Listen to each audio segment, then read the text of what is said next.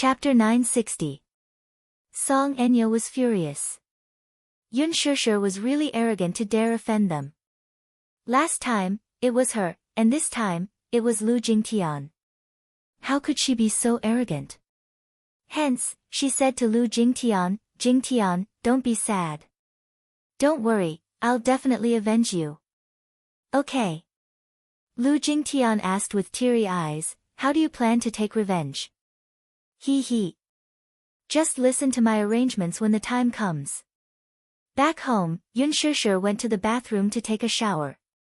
Her body was stained with mud from the scuffle with Lu Jingtian earlier. She washed her body carefully and changed into a white dress. Standing in front of the mirror, she lowered her head to look at her arm. The bloody scratches caused by Lu Jingtian were gradually fading, and there was a scratch on the back of her hand from the latter's nails. The wound was very shallow. It was just a layer of skin, so there was no need to put a bandage on it. After dinner, Yu and Xiao Yichen went to the courtyard to play badminton. The two little guys had been sticking together recently. Whether it was sleeping or doing homework, Xiao Yichen liked to stick to Yu. As for Yu, although she despised Xiao Yichen's stupidity on the surface, she gradually opened her heart to Xiao Yichen and became more cheerful. Yun Shishir sat on the sofa, recalling Lu Jingtian's words in her mind. She felt inexplicably vexed. When Mu Yaja returned from the office, he opened the door and saw her alone on the sofa. The lights in the living room were off, and she was leaning against the corner of the sofa quietly. It seemed that she had fallen asleep. He walked to her side and turned on the lights, which woke her up. She opened her eyes, still in a daze. Her eyes were half open, and she seemed to be in a daze. She looked very innocent. However, because of her pair of seductive peach blossom eyes, she looked lazy and seductive. Seeing that he had returned, she immediately sat up and raised her head to look at him. With a faint smile, she said in a hoarse voice, "You're back." He glanced at the table and asked, "Have you eaten?" "Yes, I have." She suddenly added, "You went to play badminton with Xiao Yichen." As she spoke, she looked behind him. Where's the dog?" Mu Yaja said, "In the courtyard, playing with two little guys." Oh, he sat down on the sofa and saw that her hair was slightly messy, so he reached out and tucked a few strands of her hair behind her ear. His touch quickly scalded the tips of her ears. They were red, as if she was shy. Yun Shishir suddenly remembered what had happened today. She pursed her lips and wanted to ask something. She tentatively opened her mouth but didn't know where to start. Mu Yaja saw the strange expression on her face. He couldn't help but raise his eyebrows. "What's wrong? Why do you look so pale?" "Today, the production team held a celebration party, Yun Shishir looked at him and opened her mouth. She wanted to say something but stopped herself. In the end, she didn't say anything. She also didn't ask about the media conference. Since she had chosen to believe him, she would believe him unconditionally until the end. Although she didn't understand the purpose of his media conference, she didn't believe that he would announce his marriage with Mu Wanru. Although she didn't understand why he kept her in the dark, she believed that he had his reasons for doing so. Chapter 961. Thus, she looked up and smiled. "Let's go for a walk." There was a very beautiful river in Beijing. At night, the riverside would be lit up with warm neon lights. It was very beautiful. Standing by the riverside and leaning against the railing, one could see the tallest building in Beijing. It was the symbol of Beijing, a colorful television tower. Both of them were extremely busy and rarely had time to take a leisurely stroll together. Mu Yaja had pushed off many things today, so he finally had some free time. The neon lights of the night market. Yun Shishir held onto Mu Yaja's arm as they walked. She saw many young couples sitting on the benches by the riverside, snuggling together and whispering sweet nothings. It was very romantic. It suddenly occurred to her that she and he seemed to have had very few serious engagements. Thus, she tugged at Mu Yaja's sleeve and said with a smile, "Mu Yaja, go on a date with me." Upon hearing this, Muyaja followed her line of sight and smiled faintly. We're already an old married couple, yet you still want to learn how to date like a youngster? Yun Shusher's face darkened, and she muttered unhappily, we're not old. I'm only 24. I'm not old yet. Also, who's an old married couple with you? We've been together for so long, and we've never gone on a date like other couples. Alright then. How do you want to go on a date? Yun Shusher was unhappy. Why does it seem like I'm forcing you? Muyaja saw her aggrieved face and was amused. He crossed his arms and asked, then, Miss Yun Shusher, are you willing to go on a date with me? Yun Shusher couldn't help but be amused. However, she restrained her smile and said reservedly, I'll reluctantly agree. She couldn't help but think how blissful it was for them to be able to go on a date like a normal couple. If at this time, the two of them could sit side by side on a bench by the river and admire the beautiful night scenery, she would be very satisfied. Yun Shusher was about to pull Muyaja over to the bench, but she suddenly noticed that this guy was looking at a couple not far away with a thoughtful expression. She followed his line of sight and saw a couple hugging and kissing each other intimately. The woman's clothes were half removed to her shoulders, revealing her sexy spaghetti strap, while the man's hands were unscrupulously reaching into the woman's clothes, caressing her with abandon. The two of them acted intimately as if no one else was around, occasionally letting out suppressed gasps. The two of them were so engrossed in their kiss that they didn't seem to mind the scrutiny of the passers-by. The battle was getting more and more intense. Could it be that the two of them were going to put on a show of passion on the streets? So explosive. Yun Shusher blushed and her heart raced as she watched. She quickly turned her head away and didn't look anymore. Muyaja turned his face. His eyes were calm as he sized up Yun Shusher's awkward expression. His lips curled into a sinister smile as he whispered in her ear, I heard that this method makes it easier for people to feel sweet passion. Why don't we give it a try? Yun Shusher almost spat out a mouthful of blood. Her face burned even hotter. What are you trying to do? Isn't it good to take advantage of the night to do some exercise that's good for the body and mind? Get lost. Yun Shusher turned her head and casually pointed at a puff factory not far away. She changed the topic. Muyaja, I want to eat puffs. Chapter 962. Stupid woman. She really couldn't take a joke. Muyaja held her hand and walked into the cozy little shop. When they walked in, they saw a child crouching excitedly in front of the bar counter, his watery eyes shining with anticipation. A short-haired woman stood by the side and looked helplessly at the child's silly look. She couldn't help but pinch his cheeks. Yun Shusher looked at him and couldn't help but think of Yu when he was 2 or 3 years old. Yu especially liked desserts. Sometimes, when Yun Shusher got off work early, she would take him to the dessert shop. The little guy was like that too. He would tiptoe in front of the display cabinet and look greedily at the desserts displayed in the refrigerator. But he wouldn't do that now. Yun Shusher ordered a set of matcha-flavored puffs and sat quietly at the bar counter with Muyaja. The shop owner placed a cream puff on the bar counter. The child couldn't wait to grab a cream puff with each hand and greedily put it into his mouth. The shop owner was tickled by his cute appearance and laughed. Your child is so cute. The woman frowned and said mildly, how about I give the cute puff to you? This little guy is very naughty. Startled, Yun Shusher turned to look at the woman with a smile. However, the woman patted the child's head lazily and said, this little guy is very troublesome. With that said, the woman rubbed the child's fine hair on his forehead and complained half-jokingly, don't be fooled by how obedient he looks now. When he's naughty, it's really a headache. Children, especially boys, are all naughty, the shop owner said with a smile. However, Muyaja lazily put his arm around Yun Shusher's shoulder and said slowly, when my son was your age, he was also very naughty. Yun Shusher was slightly surprised. She didn't expect Muyaja to be like a normal person and chat with others. It felt a little strange. Perhaps the image of Mu Yaja in front of her had always been that of a high and mighty elite of the empire, the ruler of a storm of blood, like a god. Unexpectedly, he had such a normal side to him. Yun Shishir blushed a little. What? Mu Yaja was a normal person. Ha, really? The woman was slightly surprised. Handsome, how old are you? You don't look like someone who has a child. 28.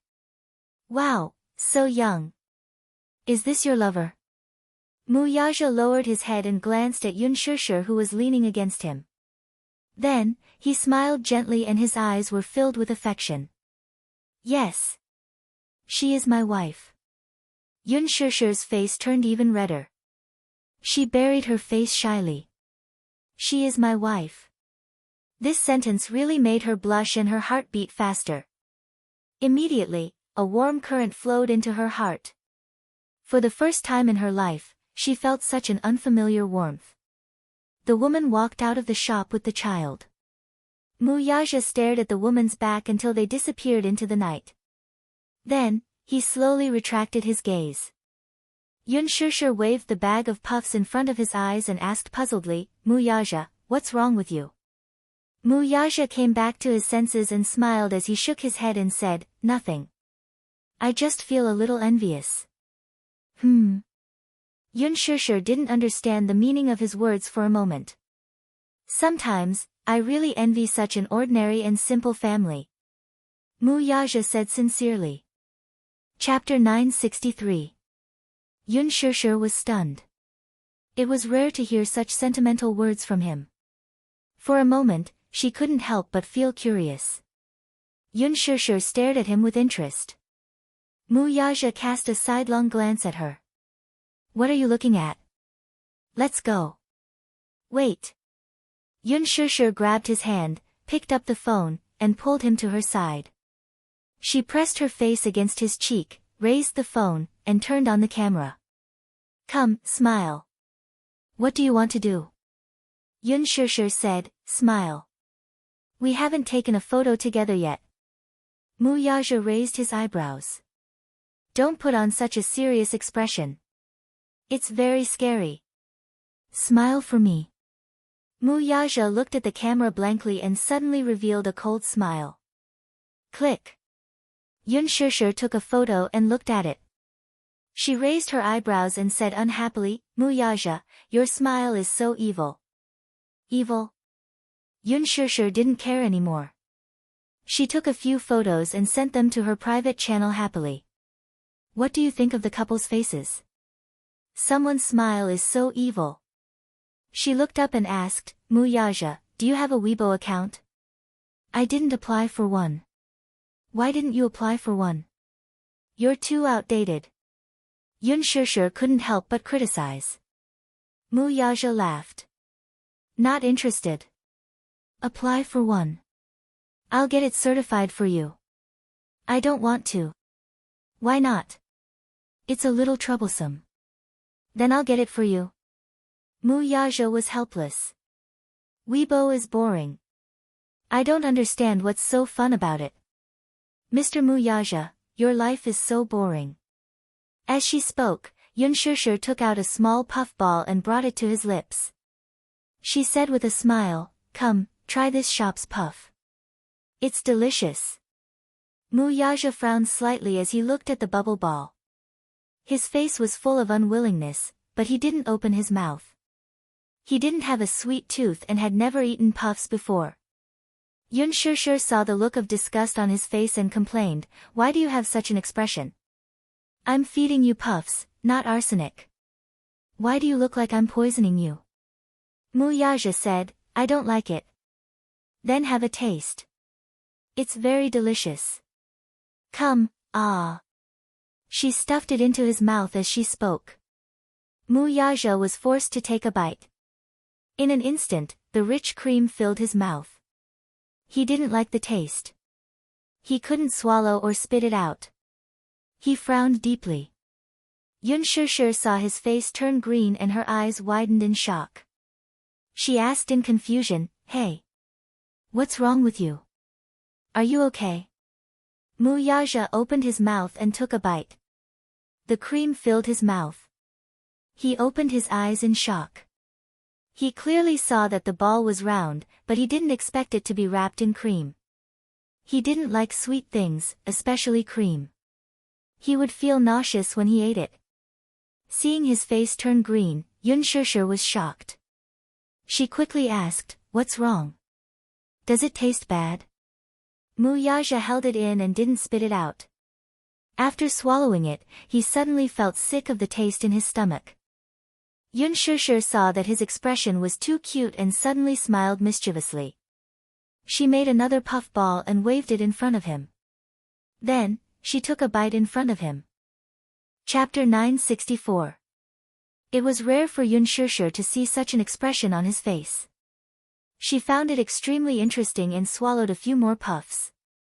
Her mouth was full and cream stained her lips. Muyaja furrowed his brows and turned his head away from her. Yun Shishir burst out laughing and said, "So you don't like cream?" Muyaja said disdainfully, "It's the way you eat that's too disgusting." Yun Shishir fell silent. Seeing that he had walked ahead, she quickly followed behind him and offered him the puffs in a fawning manner. She raised her brows and asked, "Hee, I still have a few more puffs here. Aren't you going to eat them?" Muyaja turned his head away. "Nope." Yun Shishir sighed and stood unhappily at the same spot. All right. It was fine if he didn't like it. Why did he have to show such an expression? It was as though he despised the food she was eating. She lowered her head and pouted her lips resentfully. She picked up the last puff ball and bit it. Before she could swallow it, her chin was lifted up by a hand. Yun Shishir looked up and saw Muyaja's handsome face suddenly magnified. His long and narrow eyes were curled up devilishly and his thin lips were slightly parted. Right after that, he gently bit the other half of the puff she was biting. His lips gently pressed against hers and cream flowed out. He curled his lips slightly and the tip of his tongue hooked the cream at the corner of her lips and licked it. The kiss was so gentle that Yun Shishir was so shocked that her face and ears turned red. She was stunned on the spot and couldn't say a word for a long time. Muyaja bit off half of the puff and looked up. There was a smug smile at the corner of his lips as though he hadn't had enough yet. The tip of his tongue hooked the cream on his lips and he said casually, "It tastes pretty good." She didn't know if he was talking about the puffs or if he was referring to something else with his teasing tone. Yun Shishir pursed her lips.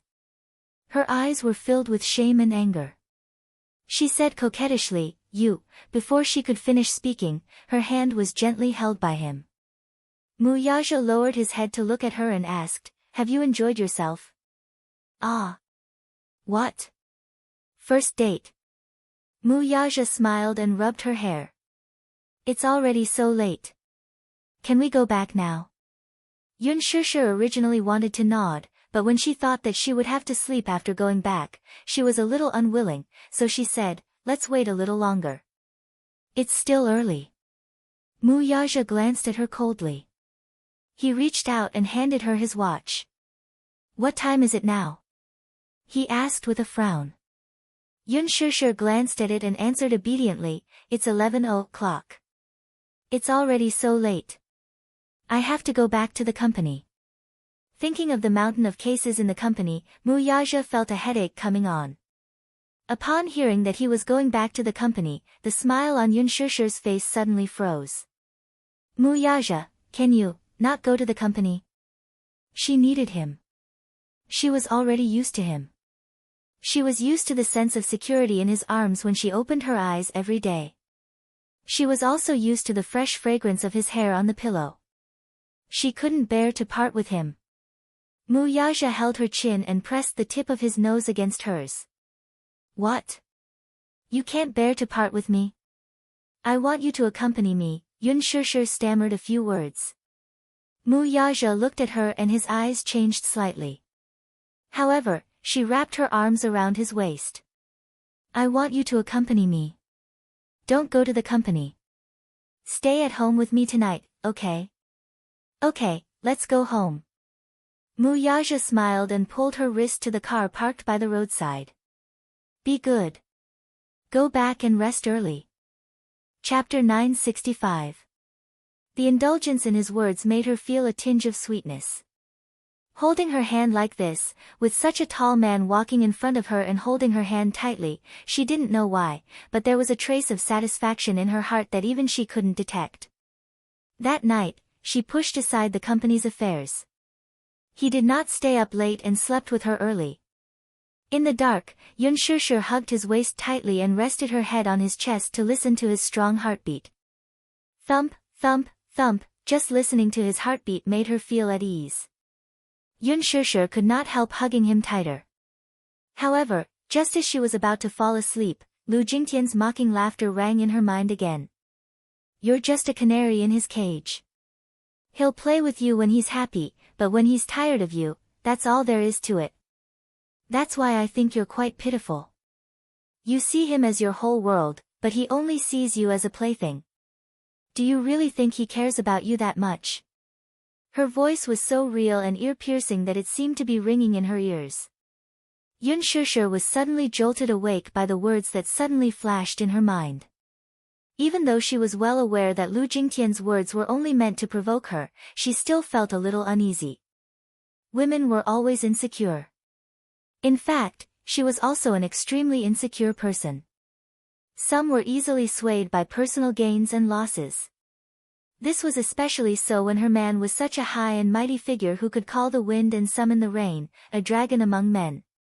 There were naturally many women who coveted him. Would he really be faithful to her, though? Yun Shusher raised her head and looked at the man. At this moment, in the dark, his eyes were closed. The darkness seemed to give him something even more charming. Exquisite facial features, deep brows, and handsome silhouette. Especially those long and narrow eyes. Even if his eyes were closed, they still exuded an insufferably arrogant aura of looking down on all living things. He was a man who was as arrogant as a god. Even though he was right by her side, she still felt that it was a little unreal. She suddenly leaned closer to him and planted a kiss on his thin lips. The taste of kissing him was so wonderful that she couldn't help but move her lips for a long time. She covered his warm lips with the tip of her tongue and gently pried open the gap between his lips before sliding in. The man suddenly opened his eyes and cast a sidelong glance at her. Yun Shusher immediately raised her head. Seeing that he had woken up, her face blushed and she shyly pursed her lips. You didn't sleep." She looked embarrassed and laughed dryly. This was the first time she took the initiative to kiss him, and he actually bumped into her. Thus, she felt a little embarrassed. In fact, he had already fallen asleep. However, he had always been a light sleeper and would wake up at the slightest movement. When he opened his eyes, she took the initiative to kiss him. For a moment, he was a little surprised. He had never seen her so proactive before. "What? Aren't you going to continue?" His voice was hoarse, revealing a hint of suppressed gloominess. With that, he flipped over and pressed her under his body. Using the incomplete kiss from before, he kissed her deeply on the lips. He suddenly sank into her. Only when they had enjoyed themselves to their heart's content did they stop. Before he fell asleep, he hugged her. The woman in his arms was already exhausted, and her body was unbelievably limp after their lovemaking. The two fell asleep in each other's arms. Chapter 966. Early in the morning, the sky was still slightly bright. Yun Shusher was woken up by the movement beside her. By the time she woke up, Mu Yazhe was already dressed in a suit and leather shoes. This man always recovered his energy at lightning speed. She was still so tired, but he was already full of energy. She was a little envious of him. Seeing that she had opened her eyes, he sat by the bed and gently caressed her cheek. "Why are you awake? Sleep a little more." Yun Shusher raised her hand and covered the back of his hand. "Are you going to the office?" Mu Yazhe planted a kiss on her forehead. "Yes." "You continue sleeping, I'm leaving." With that, he got up and prepared to leave. Yun Shusher suddenly sat up and called out to him. "Mu Yazhe." The man turned around. Ah. She bit her lower lip and suddenly asked, will you be back today? Her face was filled with anticipation. Muyaja glanced at her and then said in a deep voice, I'll be back early. After saying that, he closed the door and left. Yun Shishir lay back on the bed and closed her eyes for a while before getting up to prepare breakfast. She then personally sent the two little lads to school. In the afternoon, Yun Shishir brought the two little lads home. The weather was hot, so Xiao Yichen pestered Yu Yu to go out to buy ice cream. Although Yu Yu was unwilling, she could not resist his pestering and went out with him. Not long after, there was a knock on the door. Yun Shishir felt strange. Did the two little guys forget to bring money? Thus, she hurriedly opened the door. Just as she opened the door, a familiar face came into view. Song Enya. She was startled to see Lu Jingtian standing beside her niece and an unfamiliar man beside her. Yun Shishir, it turns out that Brother Mu is hiding you in his golden house and hiding you here. She then kicked the door wide open and walked in with Lu Jingtian. Yun Shishir took a few steps back. Her face turned cold. These two people came in a menacing manner. Their faces were unfriendly. It was obvious that they were here for revenge. With a ferocious look in her eyes, Song Enya grabbed her arm the moment she walked in. Her grip was so strong that it almost left a red mark on her wrist. It was as if she could not wait to break her bones.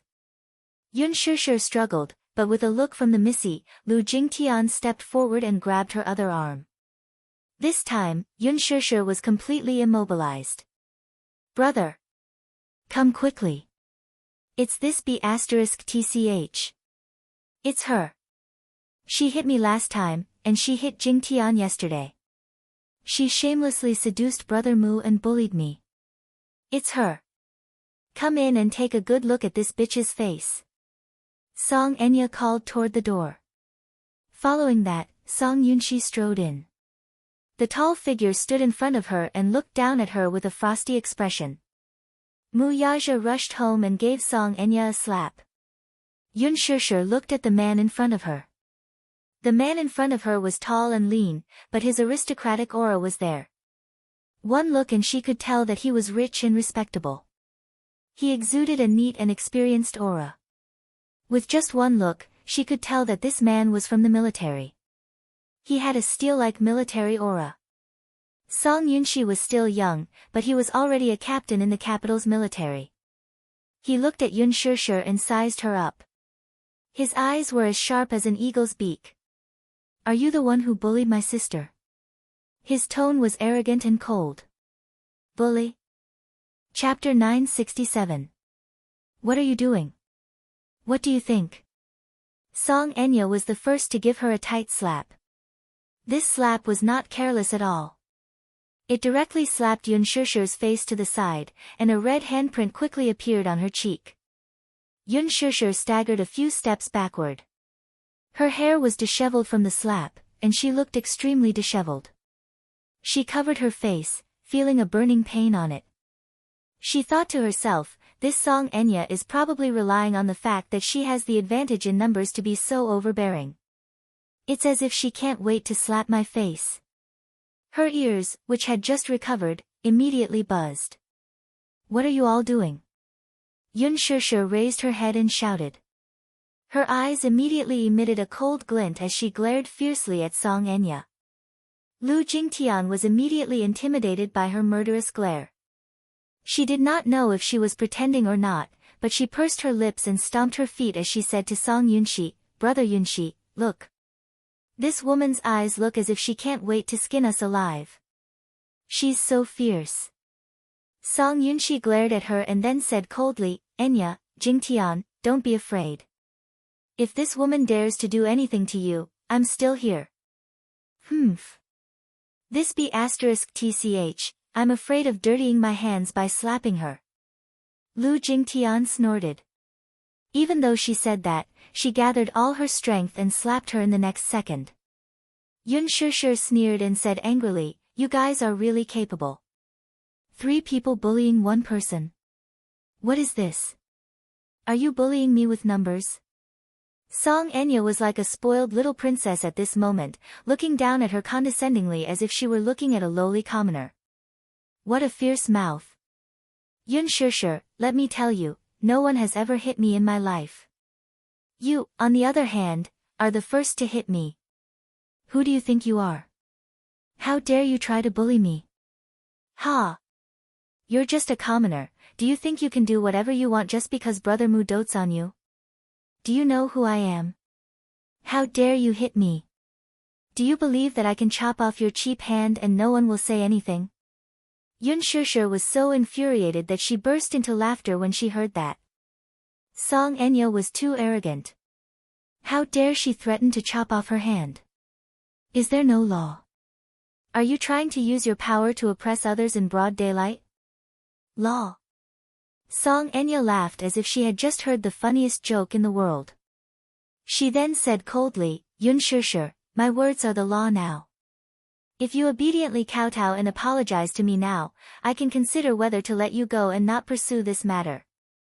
Apologize? Kowtow. Yun Shishir couldn't take it anymore. Her lips curled into a mocking smile. Why should I kowtow and apologize to you? What did I do wrong? Stubborn bitch, I think you won't shed tears until you see the coffin. Don't think that you don't know how high the sky is and how deep the earth is just because Brother Mu dotes on you. Enya is from the Song family. Haven't you heard of the capital's Song family? Ha! Even if you're superficial and ignorant, you should know who the current mayor of the capital is. You've offended Enya. This isn't something that can be overturned with just a few words of apology. As she spoke, she pushed Yun Shishir to the ground and started fighting with her. Chapter 968. The Songs? So what if they're from the Song family? Do they think they can trample and humiliate people's dignity just because they have a bit of family background? Yun Shishir grabbed Lu Jingtian's hand and, with a tug, pulled her to the ground. She then flipped her body over and pinned her on top of her, returning the slaps she had given her earlier. Lu Jingtian struggled violently, and Song Enya pounced on Yun Shishir to wrestle with her. When women fought, it was nothing more than pulling hair and slapping faces. Song Enya and Lu Jingtian used such despicable methods to the extreme. Lu Jingtian, in particular, grabbed Yun Shishir's hair and refused to let go. Song Enya gave Yun Shishir a few more slaps. In the midst of the fight, Yun Shishir's lips had a deep cut, and blood was seeping out. Yun Shishir felt a metallic taste flowing into her mouth. When she noticed that the corner of her lips had been cut, a cold glint flashed across her eyes. Song Enya was so anxious that she did not pay attention to her strength and pinched and hit Yun Shishir. At this moment, they had completely lost their usual elegant demeanor. They were ruthless and could not wait to tear Yun Shishir's annoying face apart. For a moment, Lu Jingtian and Song Enya had the upper hand by working together. However, what was the saying? Even a rabbit would bite when cornered. For some reason, Yun Shishir was forced to lose her rationality. She did not know where she got her strength from, but even Song Enya and Lu Jingtian could not hold her back. Seeing that the situation had gone out of control, Song Yunshi could only watch helplessly as Yun Shishir slapped Song Enya's face. She could not stand it anymore. She stepped forward and pushed Lu Jingtian and Song Enya away. Then, she grabbed Yun Shishir's hands with one hand and dragged her to the center of the living room. Yun Shishir felt the pain of her wrist being dislocated. Then, she was thrown to the ground. Her back collided with the cold tiles, and the pain made her suck in a breath of cold air. Song Yunshi's anger rose from her heart. He had always doted on Enya as she grew up, and he had never once let her get hurt. His beloved sister was being bullied by this woman. For a moment, Song Yunshi couldn't care less about his so-called gentlemanly demeanor. He viciously grabbed her neck, his eyes bloodshot. Brother! Hit her hard. Beat her to death. Song Enya covered her face, which was stinging from Yun Shishir's slap earlier, and hooted with a ferocious look. At this moment, the footsteps of the two little munchkins could be heard from outside the door. Yun Tianyu saw that the door was wide open and immediately heard some discordant sounds. His heart skipped a beat and he quickly walked to the door. Just as he reached the living room, he saw Song Yunshi strangling Yun Shishir. His eyes widened in shock, and the ice cream in his hand fell to the ground. What's wrong? Xiao Yichen, who was behind him, rushed into the living room. When he saw the heart-wrenching scene in front of him, anger surfaced on his face. In his anger, he crushed the ice cream cup in his hand. What are you doing? Let go of my mommy. Xiao Yichen ran forward and kicked Song Yunshi's knee. This angry kick was equivalent to 80% of an adult's strength. Even Song Yunshi, who was well trained in the military, could not withstand it. She felt a sharp pain in her knee, and she staggered a few steps back before falling to the ground. This lad's strength is D*MN amazing. Chapter 969. Xiao Yichen spread his arms in front of Yun Shishir to protect her. However, when he saw the intruders' faces clearly, he was shocked. It was actually Song Enya and Song Yunshi. Yu also ran forward in a panic. He walked to Yun Shishir's side and squatted down. He saw that Yun Shishir's hair was messy, her face was red and swollen, and the corner of her mouth was bleeding profusely. He was so shocked that his heart almost stopped at that moment. His heart ached so much that he almost suffocated. Tears gushed out in an instant as he called hoarsely, "Mommy." Xiao Yichen turned his head and saw Yun Shishir in a sorry state. His heart ached terribly. He looked at her body and saw that it was covered with grayish-black footprints. It was a tragic sight. Only God knew what had happened not long after they left. Song Enya was slightly surprised to see Xiao Yichen. When she saw Yun Tianyu behind him, who looked exactly like him, she was momentarily stunned. How? This child looked exactly like Xiao Yichen. Twins? Her first reaction was that Xiao Yichen and Yun Tianyu were twins. When she heard how close Yu and Yun Shishir were, could it be that this child was secretly hidden by Yun Shishir? Her thoughts quickly reorganized. She quickly came up with a conspiracy theory. Could it be that Yun Shishir had given birth to twins as a surrogate for the Mu family back then and hid one of the children for her own selfish desires? She then used the child to rise in status because of her son. Was she trying to use the child to climb up the social ladder? No wonder. No wonder Brother Mu doted on this woman so much. Wasn't that all because of the child? Yun Shishir was really a shrewd woman. She actually used the child to climb up the social ladder. Since ancient times, the status of a woman in a wealthy family rose because of her son. The same goes for the Mu family. Once she figured it out, the disdain and anger on Song Enya's face deepened. She pointed at Yun Shishir and cursed, "B*TCH, you're really shrewd. She's actually hiding the Mu family's heir, trying to use her son to rise in status and marry into a rich family. To think that you have such wild ambitions. Brother Mu must have been fooled by you." "Shut up." Xiao Yichen and Yu said in unison. Song Yunshi stood up. When she looked up, she saw Xiao Yichen and Yu standing in front of Yun Shishir.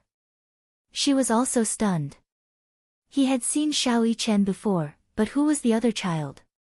Brother, did you see that? Song Enya tugged at her brother's arm and pointed at Yun Shishir. This woman is a surrogate for Brother Mu, but she's hiding one of the children. She's delusional to think that she can become a phoenix just because of her child. Yun Shishir is really a scheming woman. Yu calmed himself down and helped Yun Shishir to sit on the sofa. When he turned his head, his face was frosty. His clear eyes, in particular, were emitting a blood-red murderous aura. His gloomy and powerful aura quickly spread to every corner of the living room. Lu Jingtian, who was standing at the side, felt an inexplicable chill and her shoulders shivered. Yu clenched his fists and stared at them with his beautiful eyes. "Who are you?" Song Enya snorted. "Children shouldn't interfere in adult matters. This is my house. You're not allowed to mess around in my house." Yun Tianyu reminded her coldly in a domineering tone. Chapter 970. At this moment, she actually saw the shadow of Mu Yaja in him. Especially that pair of cold and domineering eyes, it was as if they were a carbon copy. Yu Yu pointed at the door and said in a tone that brooked no argument. Get out. Why should I get out? Song Enya lost her temper and blurted out, You little rascal, your mouth is quite cheap. Your mother is a cheap wretch, and so are you. Get out. Leave before my patience runs out. Yu Yu pointed at the door with a murderous glint in his eyes. Don't appear in front of my mommy again. Seeing your shrewish faces makes me lose my appetite.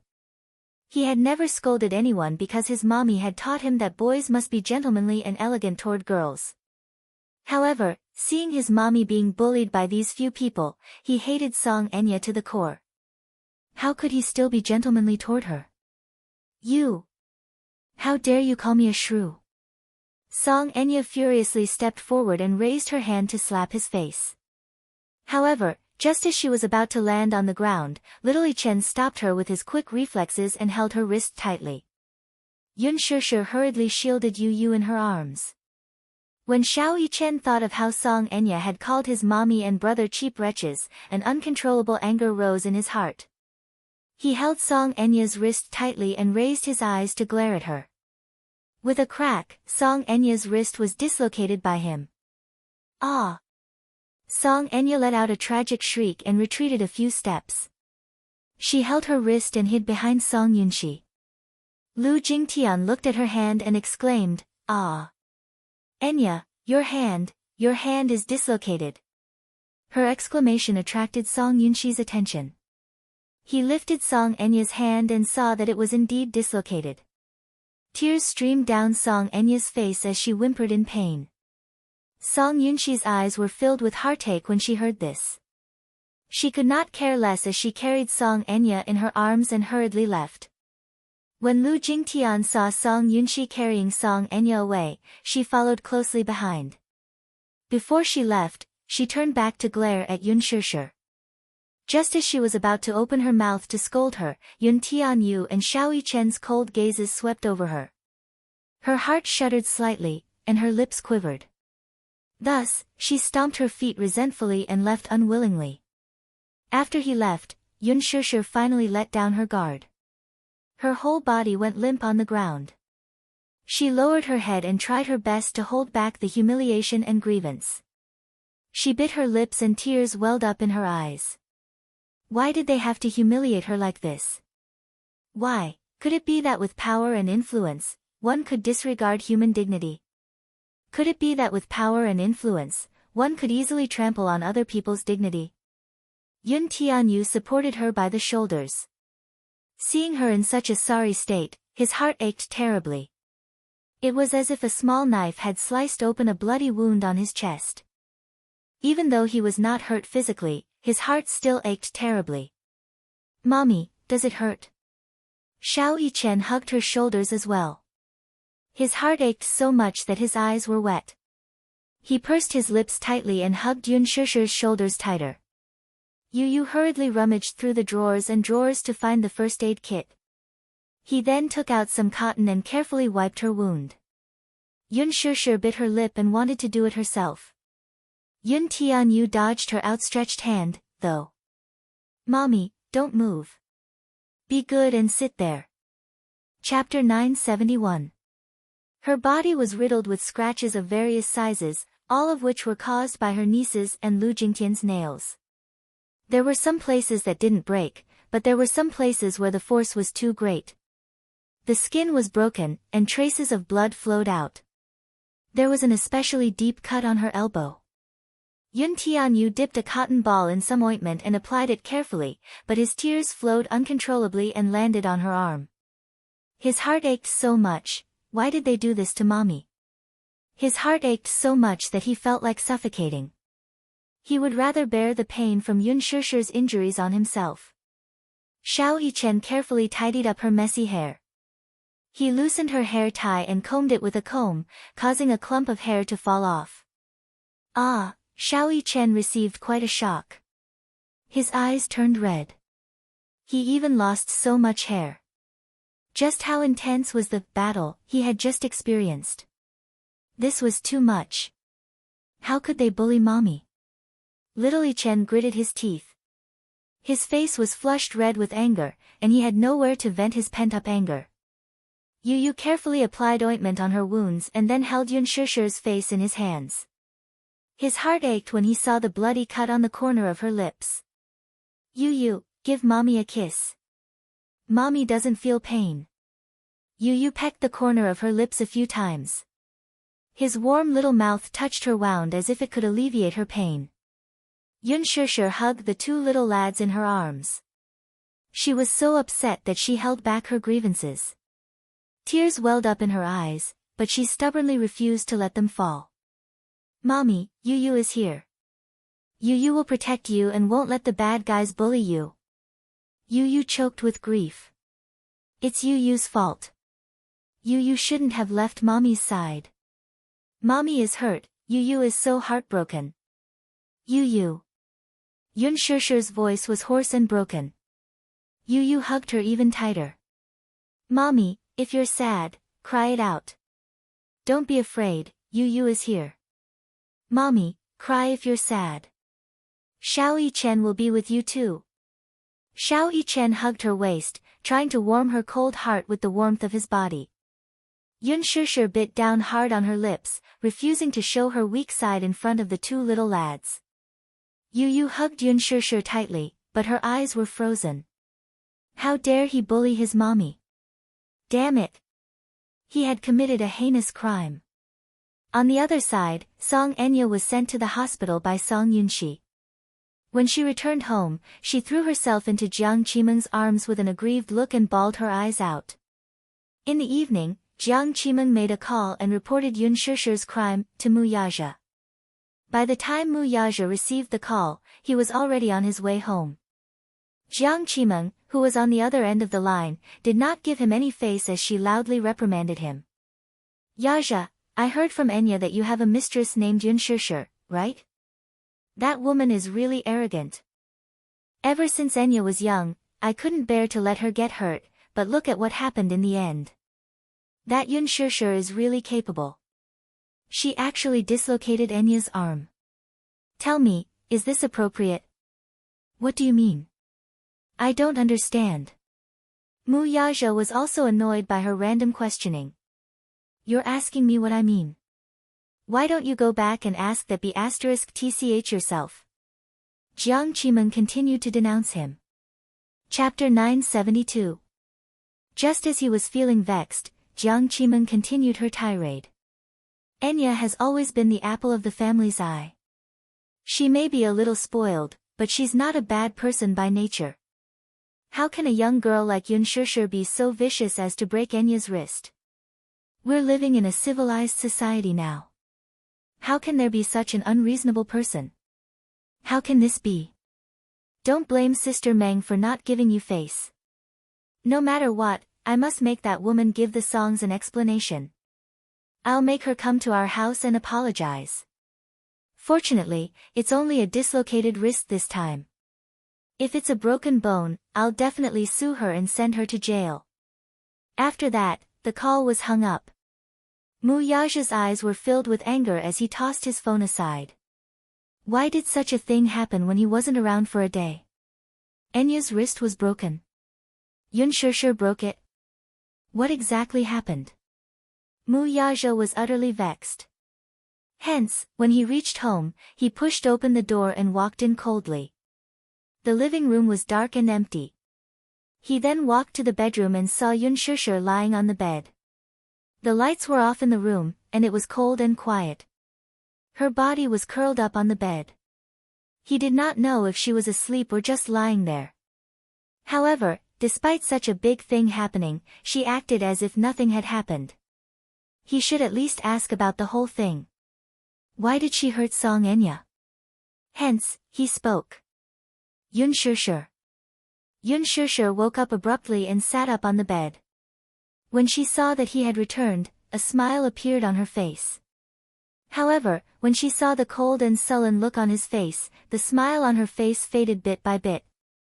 What exactly happened between you and Enya? I heard that you broke her wrist. Mu Yaja was the first to ask, but he asked such a question. Hence, Yun Shishir's expression turned colder. He called her by her full name in a cold tone, but when he called Song Enya, he sounded so affectionate. What? What does this mean? What did that mean? Could it be that Song Enya had complained to him? Is he here to denounce me? She thought that no matter what happened, he would trust her unconditionally like she did. No matter what others said to him, he would calmly ask her what had happened. In the end, he was so angry the moment he came back, as if she was the heinous sinner.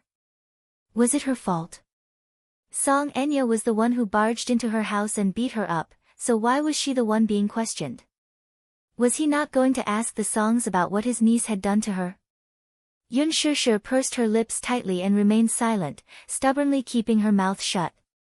Her cold demeanor made it seem like she was angry with him. When Mu Yaja saw her indifferent expression, he became even angrier. What? Being stubborn even after doing something wrong? Let me ask you, why did you break her arm? What the hell happened? You're really protective of her. Yun Shishir forced a smile and sighed. Even though her eyes were smiling, her heart was filled with an indescribable bitterness. Did your heart ache when you heard that she was hurt? That's why you came back so aggressively to denounce me, isn't it? She asked in a cryptic voice. All of a sudden, she was a little envious of Song Enya. Look, she was the one who was unreasonable first. She did something wrong and shed a few tears, and a group of people coaxed her. Chapter 973. It was so unfair. She sighed desolately in her heart. Mu Yaja heard her sarcastic tone and frowned slightly. However, he heard her ask back with a smile, so? Do you want me to go over and kowtow to apologize? I hurt her. Her Song family has power and influence. Do you want me to go to jail? People with a bit of power are really different. They can cover the sky with one hand. I'm really scared. How can a commoner like me fight with the dignified daughter of the Song family? He looked unhappy. He went forward and grabbed her chin. His cold eyes stared at her face. I'm asking you a question. Do you have to be so mean? Armed with a baton? Yun Shishir had tears in her eyes, but she laughed. She held back her tears and pretended to be calm as she asked, then what do you want me to do? I did break her hand, I did hit her, and I even slapped her. I even called her a B***tch and shameless. Mu Yaja was so angry that he was at a loss for words. He couldn't help but use more strength in his hands. I'm just asking you what happened. Do you have to use such a tone? Yun Shishir only felt that her chin was about to be dislocated by him. She felt even more wronged for a moment. Before she finished speaking, her tears fell and rolled down. They dripped on the back of his hand. It was frighteningly hot. A woman's mind was so delicate and sensitive. After such a thing happened, she was looking forward to him returning home to give her a warm hug and listen to her grievances. He didn't ask for justice for her.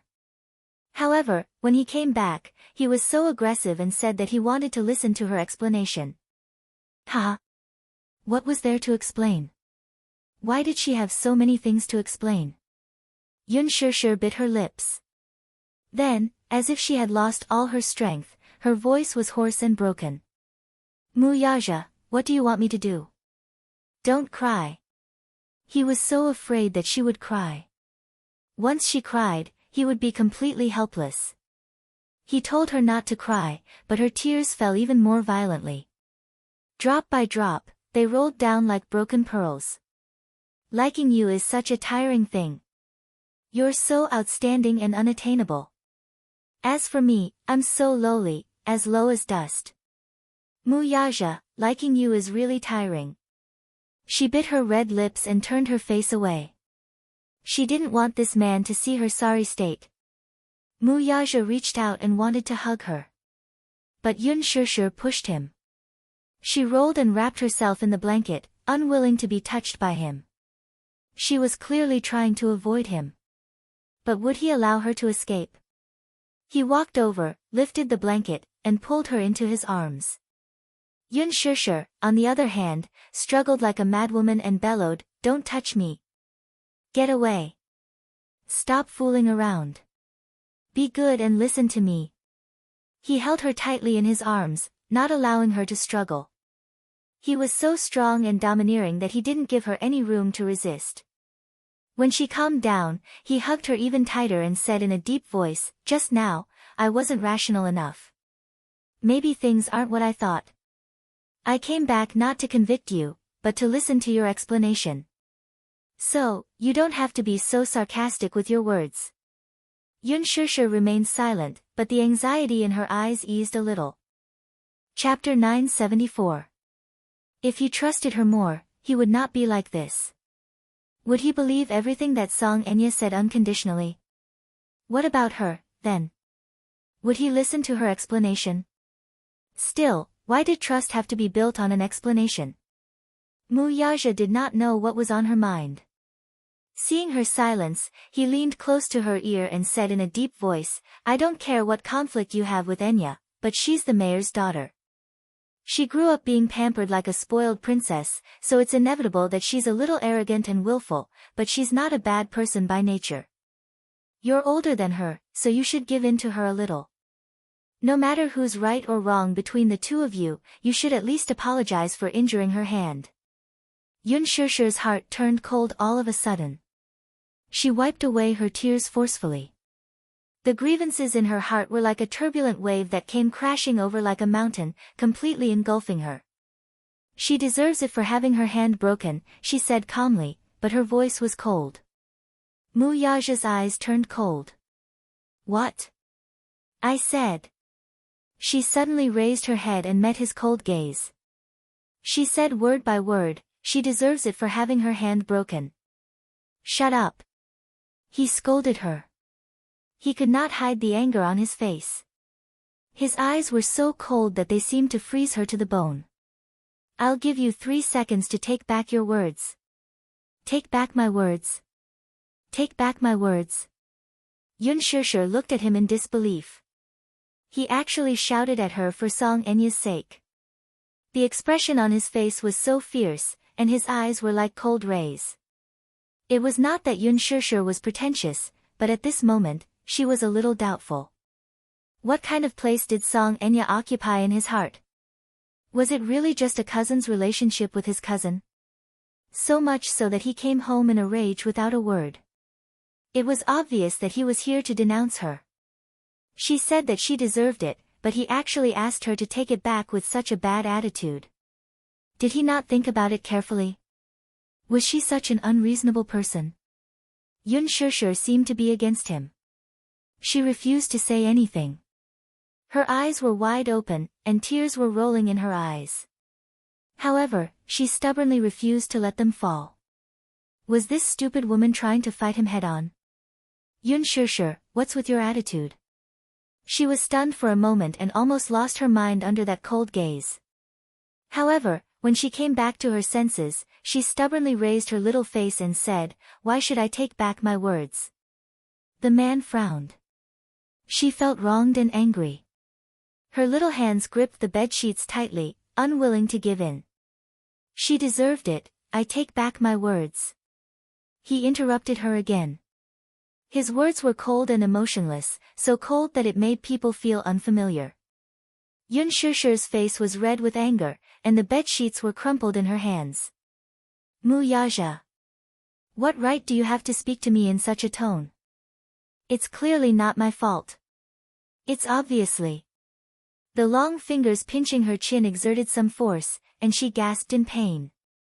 In the silent confrontation between the two, the coldness in the man's eyes became more and more dangerous. "I won't repeat myself a third time."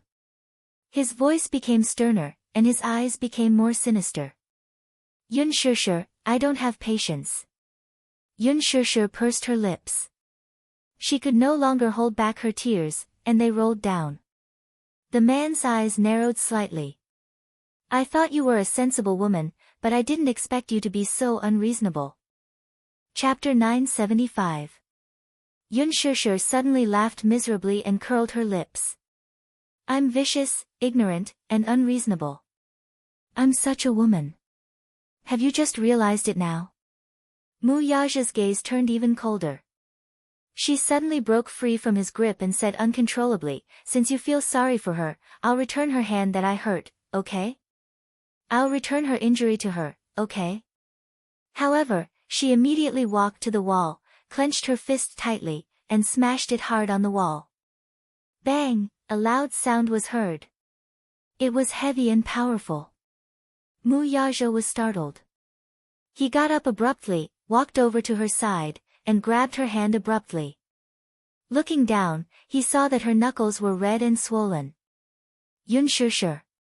What are you doing? Mu Yaja was furious. This woman would rather hurt herself than give in to him.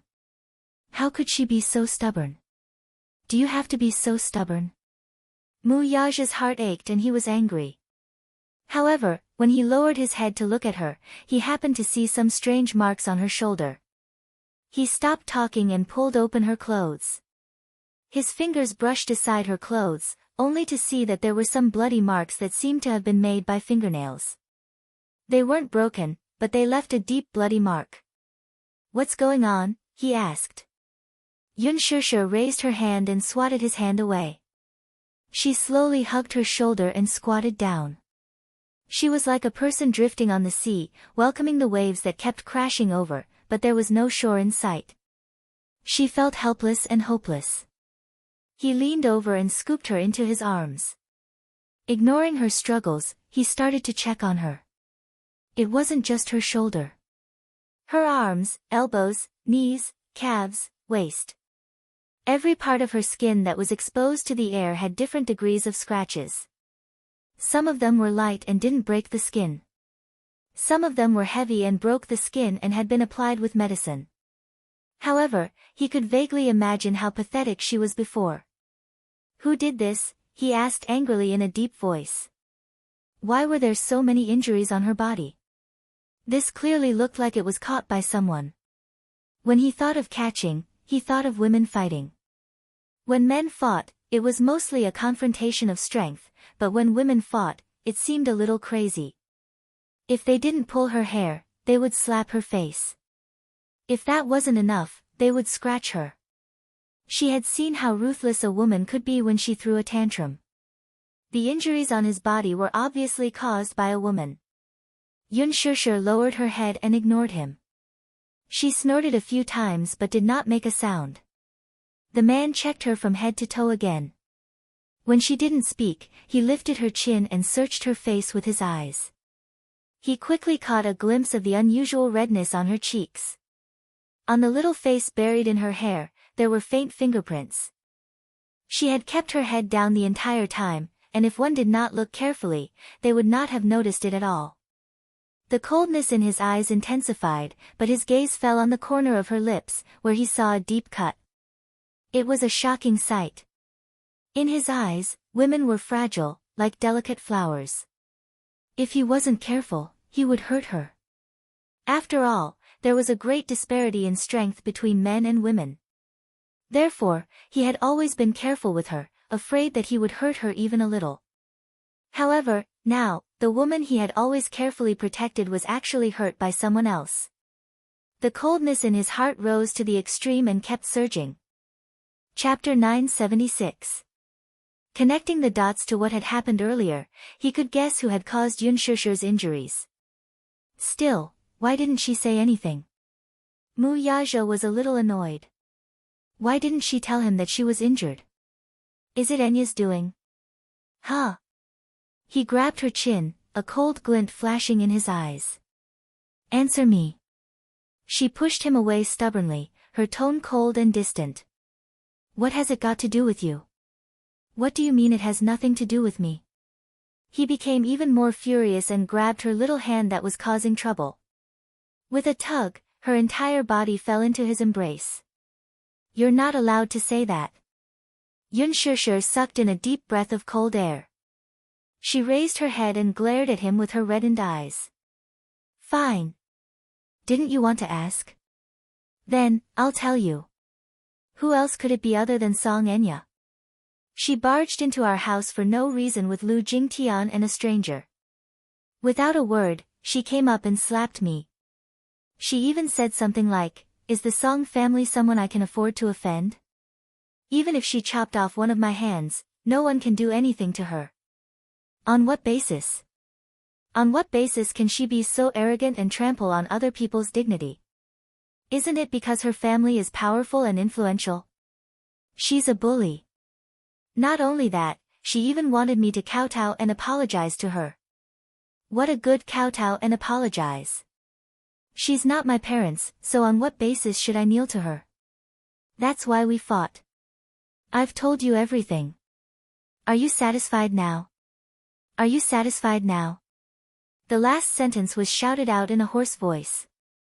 His voice was hoarse, as if he was venting all of his strength. Mu Yaja was stunned.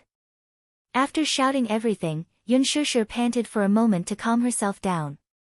Pursing her lips, she said in a hoarse and trembling voice, "What can I do? Do I really have to kowtow to her? How lowly must I be to allow her to trample on my dignity?" The feeling of having one's dignity trampled on was worse than death. As she spoke, she curled herself into a ball and buried her face in his chest. She didn't want this man to see her at her most embarrassing moment. How nice would it be if he could find a quiet place to heal his wounds? The man hugged her. Through the thin material of her clothes, he could feel her hot breath, as well as the hot and wet traces. "Don't cry. It was my fault just now." He bowed his head to her and admitted his fault. There was indeed a problem with his attitude just now. Thus, he swallowed his pride and whispered an apology into her ear. "Sorry." These 3 words were even more important than 1,000 pieces of gold. He was such a proud person. He was the heir of the Mu family and the future head of the family. He had always been the pride of the heavens. He had never lowered his head to anyone, nor had he ever apologized to anyone. However, this was the only time he had personally said these 3 words. It was also the only time that she had put down all her pride in front of someone. "I didn't know the truth and got angry at you. It's my fault. Don't cry, or else, my heart will ache." As she cried, his heart ached as well. He had never been patient with women. Especially when it came to women's tears. However, as long as it was her tears, he couldn't do anything about it. Whenever she cried, his heart would soften and he would be utterly defeated. Yun Shusher's gaze shifted slightly. She felt that the 3 words, "sorry," coming from this man's mouth was so unreal. Chapter 977. The anger and grievance that filled his heart instantly dissipated by more than half in the face of these 3 words that were filled with guilt and tenderness. Yun Shusher was a little angry with herself. Why was she so disappointing? She had originally planned to never forgive this man in this lifetime. However, when she heard those words, the hardest part of her heart instantly softened. Mu Yaja carried her to sit on the bed. He held her in his arms and was about to lift her clothes. She quickly stopped him. "What are you doing? Be good, don't move. Let me see. Don't look." She rejected him righteously. However, would he really listen to her even if she rejected him? He did not allow her to say anything and lifted her skirt high up. However, the scene that entered his eyes made his eyes hurt. It turned out that the scratches were considered small. All he saw were bruises of various sizes on her fair and clean body. With one look, he knew that someone had ruthlessly pinched her. This woman's body was extremely sensitive.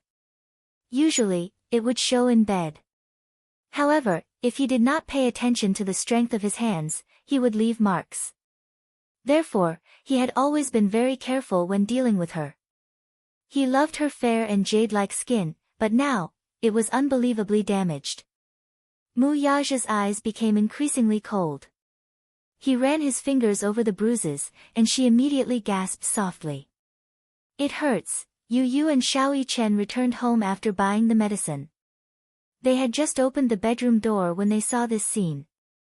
Yu Yu's face turned red. She thought that her daddy and mommy were doing something embarrassing.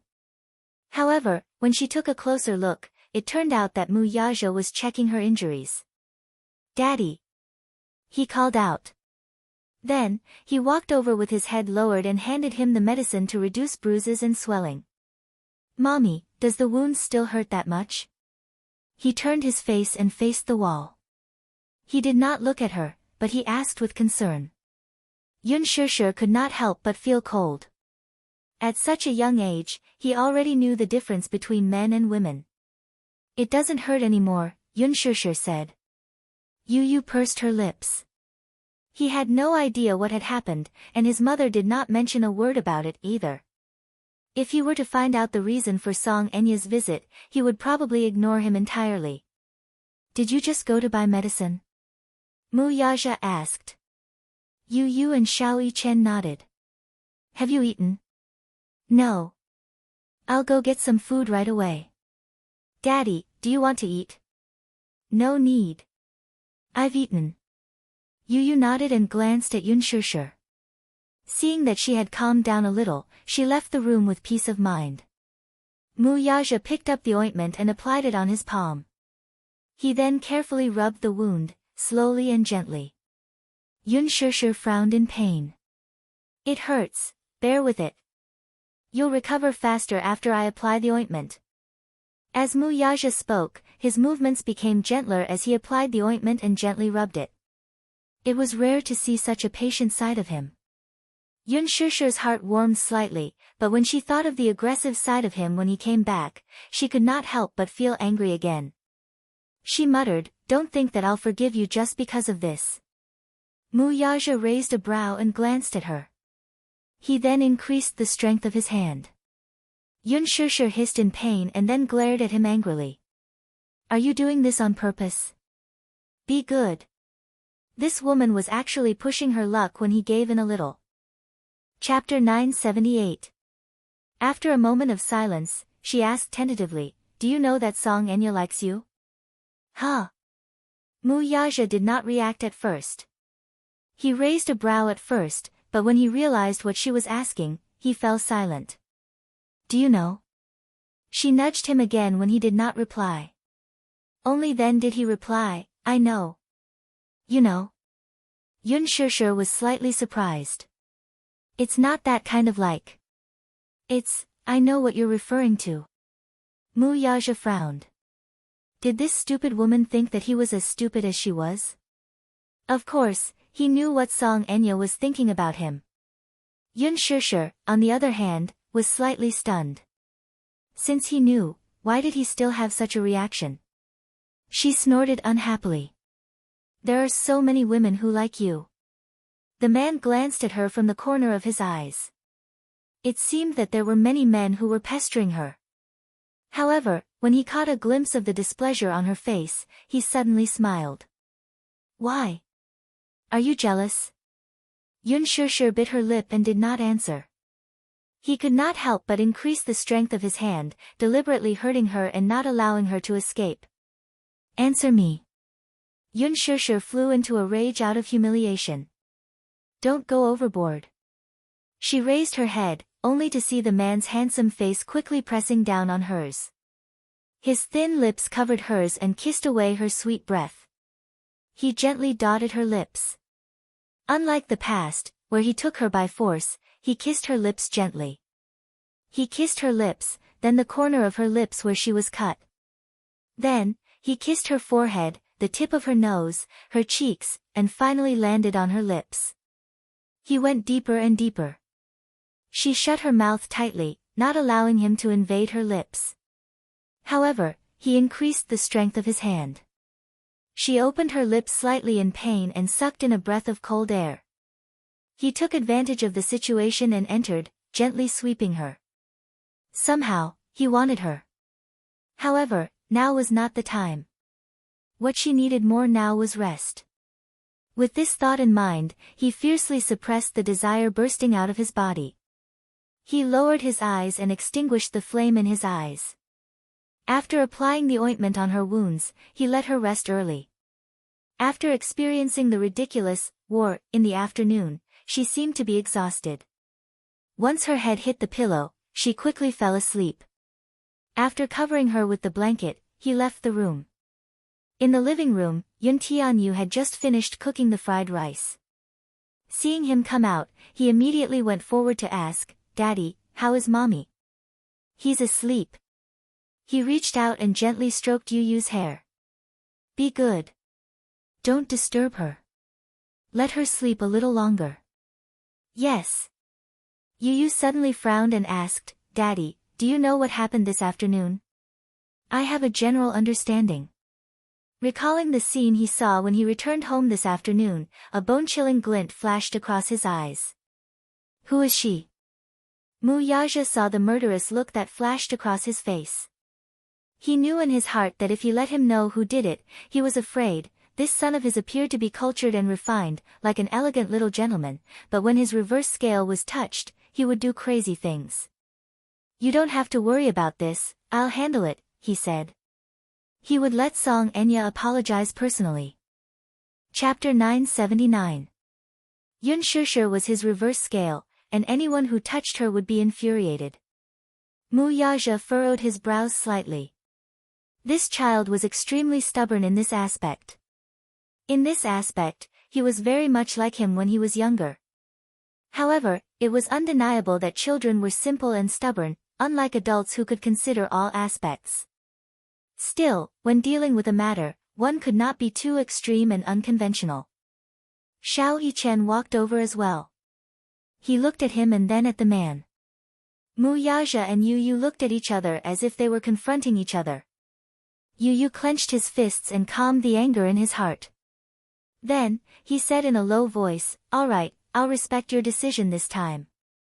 However, this is the only time. There won't be a next time. Consider it as giving Daddy face. Good boy." With that, Mu Yaja slowly walked to the door. Xiao Yichen's eyes flickered slightly. "Daddy, aren't you staying here today?" "No," he replied faintly and left. It was late at night. The night sky was especially dark tonight. It was like an endless black curtain pressing down on the sky, just like Song Enya's heart at this moment. She lay in bed, tossing and turning. Her thoughts were in a mess and she could not fall asleep no matter what. She took out her phone from time to time. Previously, she had sent several messages to Mu Yaja to complain about Yun Shishir's crimes. However, after waiting for a long time, she still did not receive a response from Mu Yaja. She thought that he would immediately rush over and ask about her well-being after knowing that she was injured. However, she waited until late at night, but there was not a single call. It was inevitable that she felt deeply disappointed. She had a feeling that Mu Yaja was not as close to her as before. There was a faint estrangement and distance between them. She did not know what was going on. It must be that Yun Shishir. Song Enya's heart was filled with resentment at the thought of that woman. She felt that she had been too lenient this afternoon and should have broken one of her hands. Unable to vent her anger, she felt stifled in her chest, suffocating her. Song Enya was so angry that she sat up on the bed. She picked up the pillow beside her and ravaged it as if it were a certain hateful face. She pinched it viciously, but that was not enough to vent her anger. His phone suddenly rang. Annoyed, she looked at the caller ID and saw that it was Mu Yaja's name. She immediately picked up the phone happily. Song Enya picked up the call and pretended to sound sickly and weak. "Hello, brother Mu. Enya, are you asleep?" Mu Yaja's deep and magnetic voice came from the other end. "No. My heart hurts, and I can't sleep."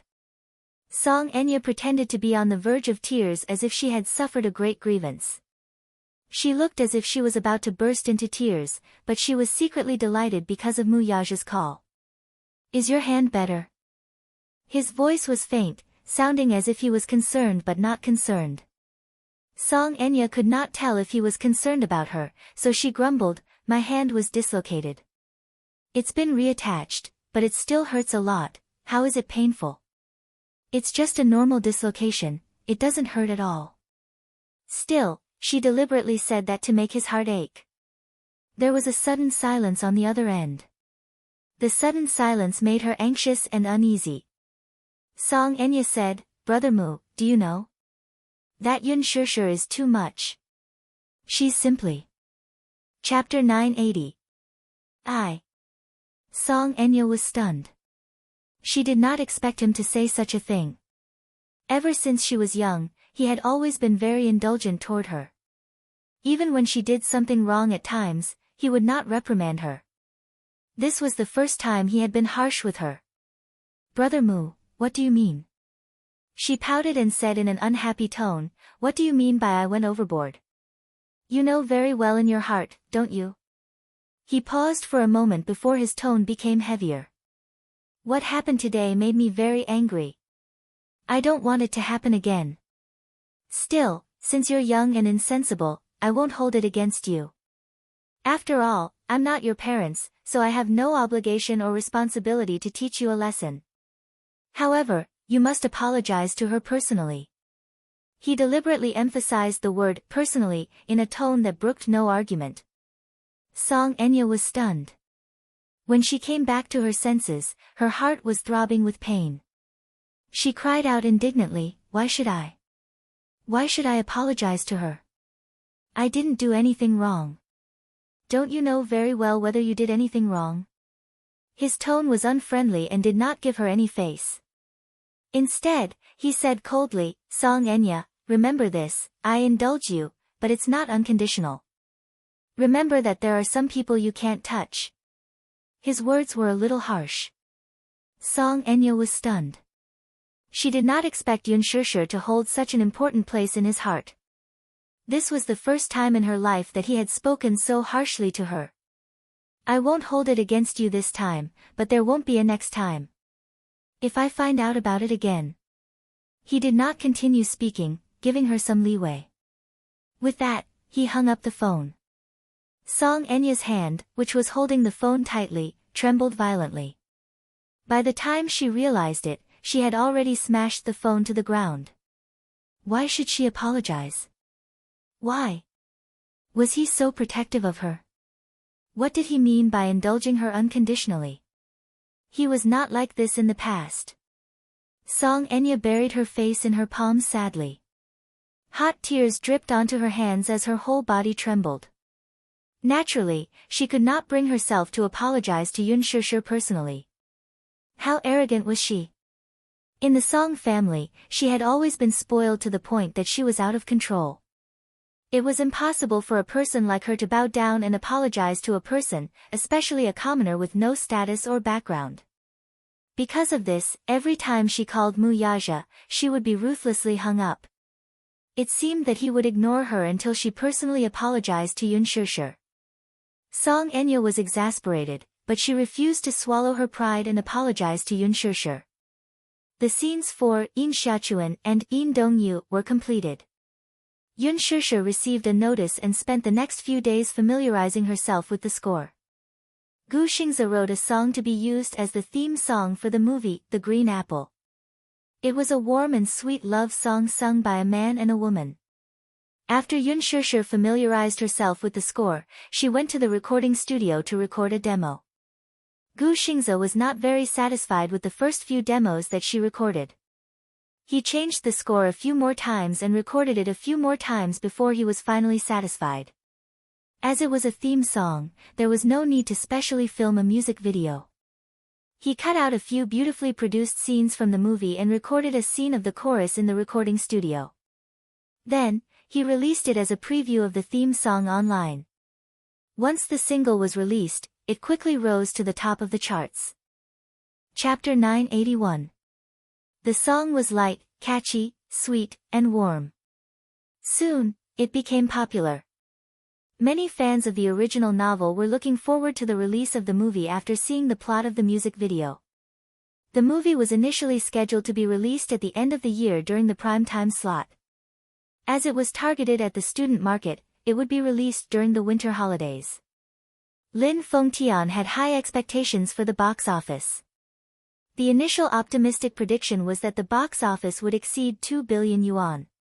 The schedule for the next few days was packed. The movie was about to be completed and was about to come to an end. Next, the post-production began anxiously. The crew was already preparing to promote the movie before it was released.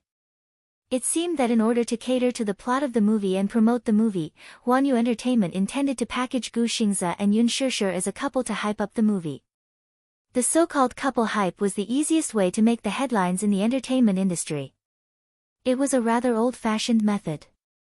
However, the public's desire for gossip was stronger. Hence, this method was tried and tested. Qin Zhou accepted several jobs for Yun Shishir. Among them, there was a reality show called The Love Diary. It was a rather important draft. The Love Diary was a reality show produced by Chungguang Satellite TV with imaginary love as its selling point. In the program, popular celebrities formed a group of imaginary lovers and went on an imaginary date program. After a few episodes, it quickly became a popular first-tier reality TV show. Gu Xingze and Yun Shishir would be the second, imaginary lovers. Because it was Gu Xingze, they were given the spotlight as a pair of lovers. Of course, the so-called reality show actually had a script. After all, they had to create some gimmicks and suspense. Otherwise, where would the topic and viewership ratings come from? The filming of the show was initially scheduled for next month. Before that, the script would be sent to Yun Shishir. When the time came, she would just have to follow the script and record. When Yun Shishir heard that Qin Zhou had accepted this show for her, she was a little speechless. Qin Zhou glanced at her. Why? You don't want to? Shishir, you have to be more careful. Many female celebrities want to film The Love Diary with Gu Xingze and ride on Gu Xingze's popularity. Hee. Then I'm really lucky. Shishir said and stuck out her tongue. It's good that you know. Qin Zhou knocked on her head and said, I've been busy these past few days. There's an event tonight. What announcement? Starlight Quietness Distance, perform well for me. Qin Zhou said as he took out a thin stack of scripts and handed it to her. This is the script. Take a look at it first. The script was filled with questions that the host would ask. She just had to memorize how to answer them. Starlight Quietness Distance was a well-known large-scale entertainment talk show. The lineup of hosts was also very luxurious. Among them, Lu Fei, who was the head of the lineup, was the top in the entertainment hosting field. He had a very deep foundation in hosting. Among the popular hosts, he had the highest cultural background and was very humorous. Under his leadership, the atmosphere of the program was humorous and relaxed. While making people laugh, he would often say a few thought-provoking words of wisdom. Most of the time, it was very relaxing to be on his show. There was no need to deliberately create jokes or gimmicks. Generally speaking, a show would invite 10 guests, split into two halves. Yun Shishir and Gu Xingze were assigned to the first half.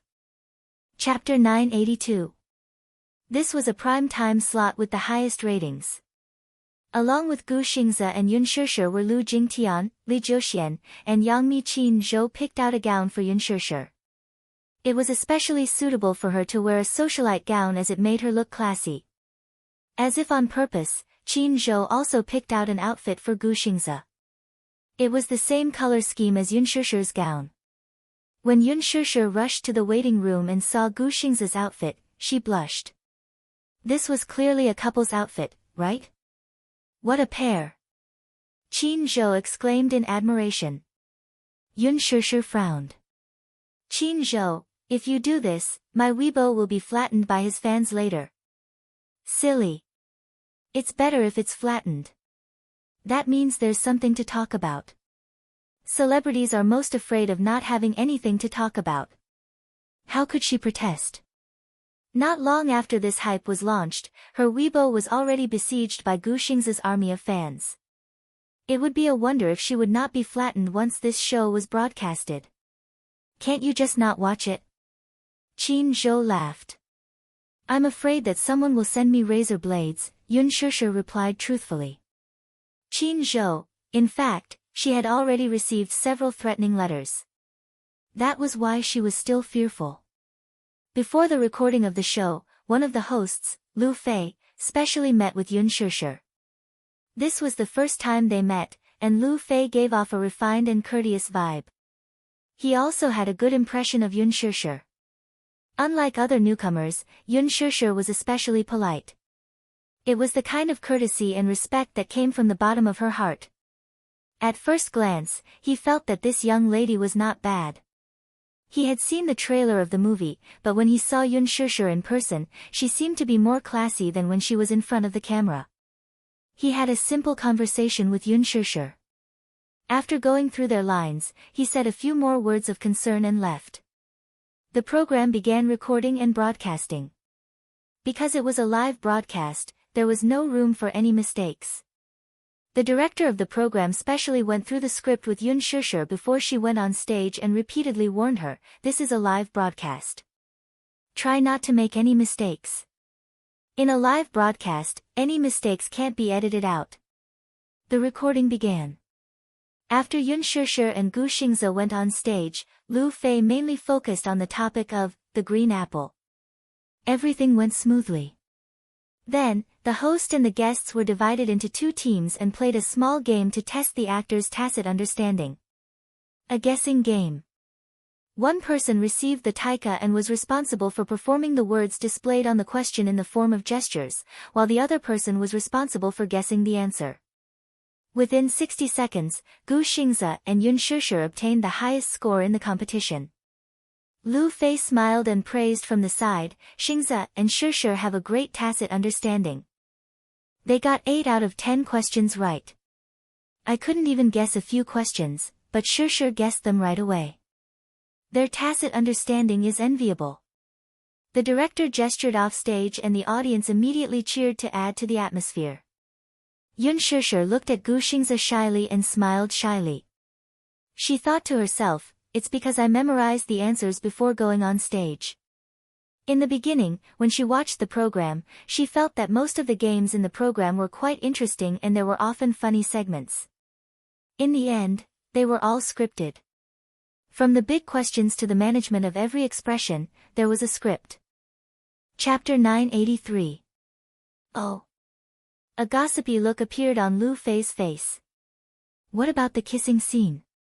Is it done in one take, too? Li Jiuxian immediately stepped forward to play along. They often NG their kissing scenes. The audience below the stage screamed and cheered again. Lu Fei pretended to be surprised and covered his mouth. His eyes darted around before he looked at Gu Xingze with a teasing look and asked with a smile, "Xingze, you didn't do it on purpose, did you?" Another host, Shao Kan, chimed in, "If it were me, I'd definitely NG on purpose." Ha ha ha. Adultery, adultery. The hosts looked at each other. It was obvious that there was a hidden meaning in their words. The production team had already prepared the script beforehand and intended to use the scandal between Gu Xingze and Yun Shusher as a hype point for the show. Right at this moment, Lu Jingtian suddenly spoke from the side.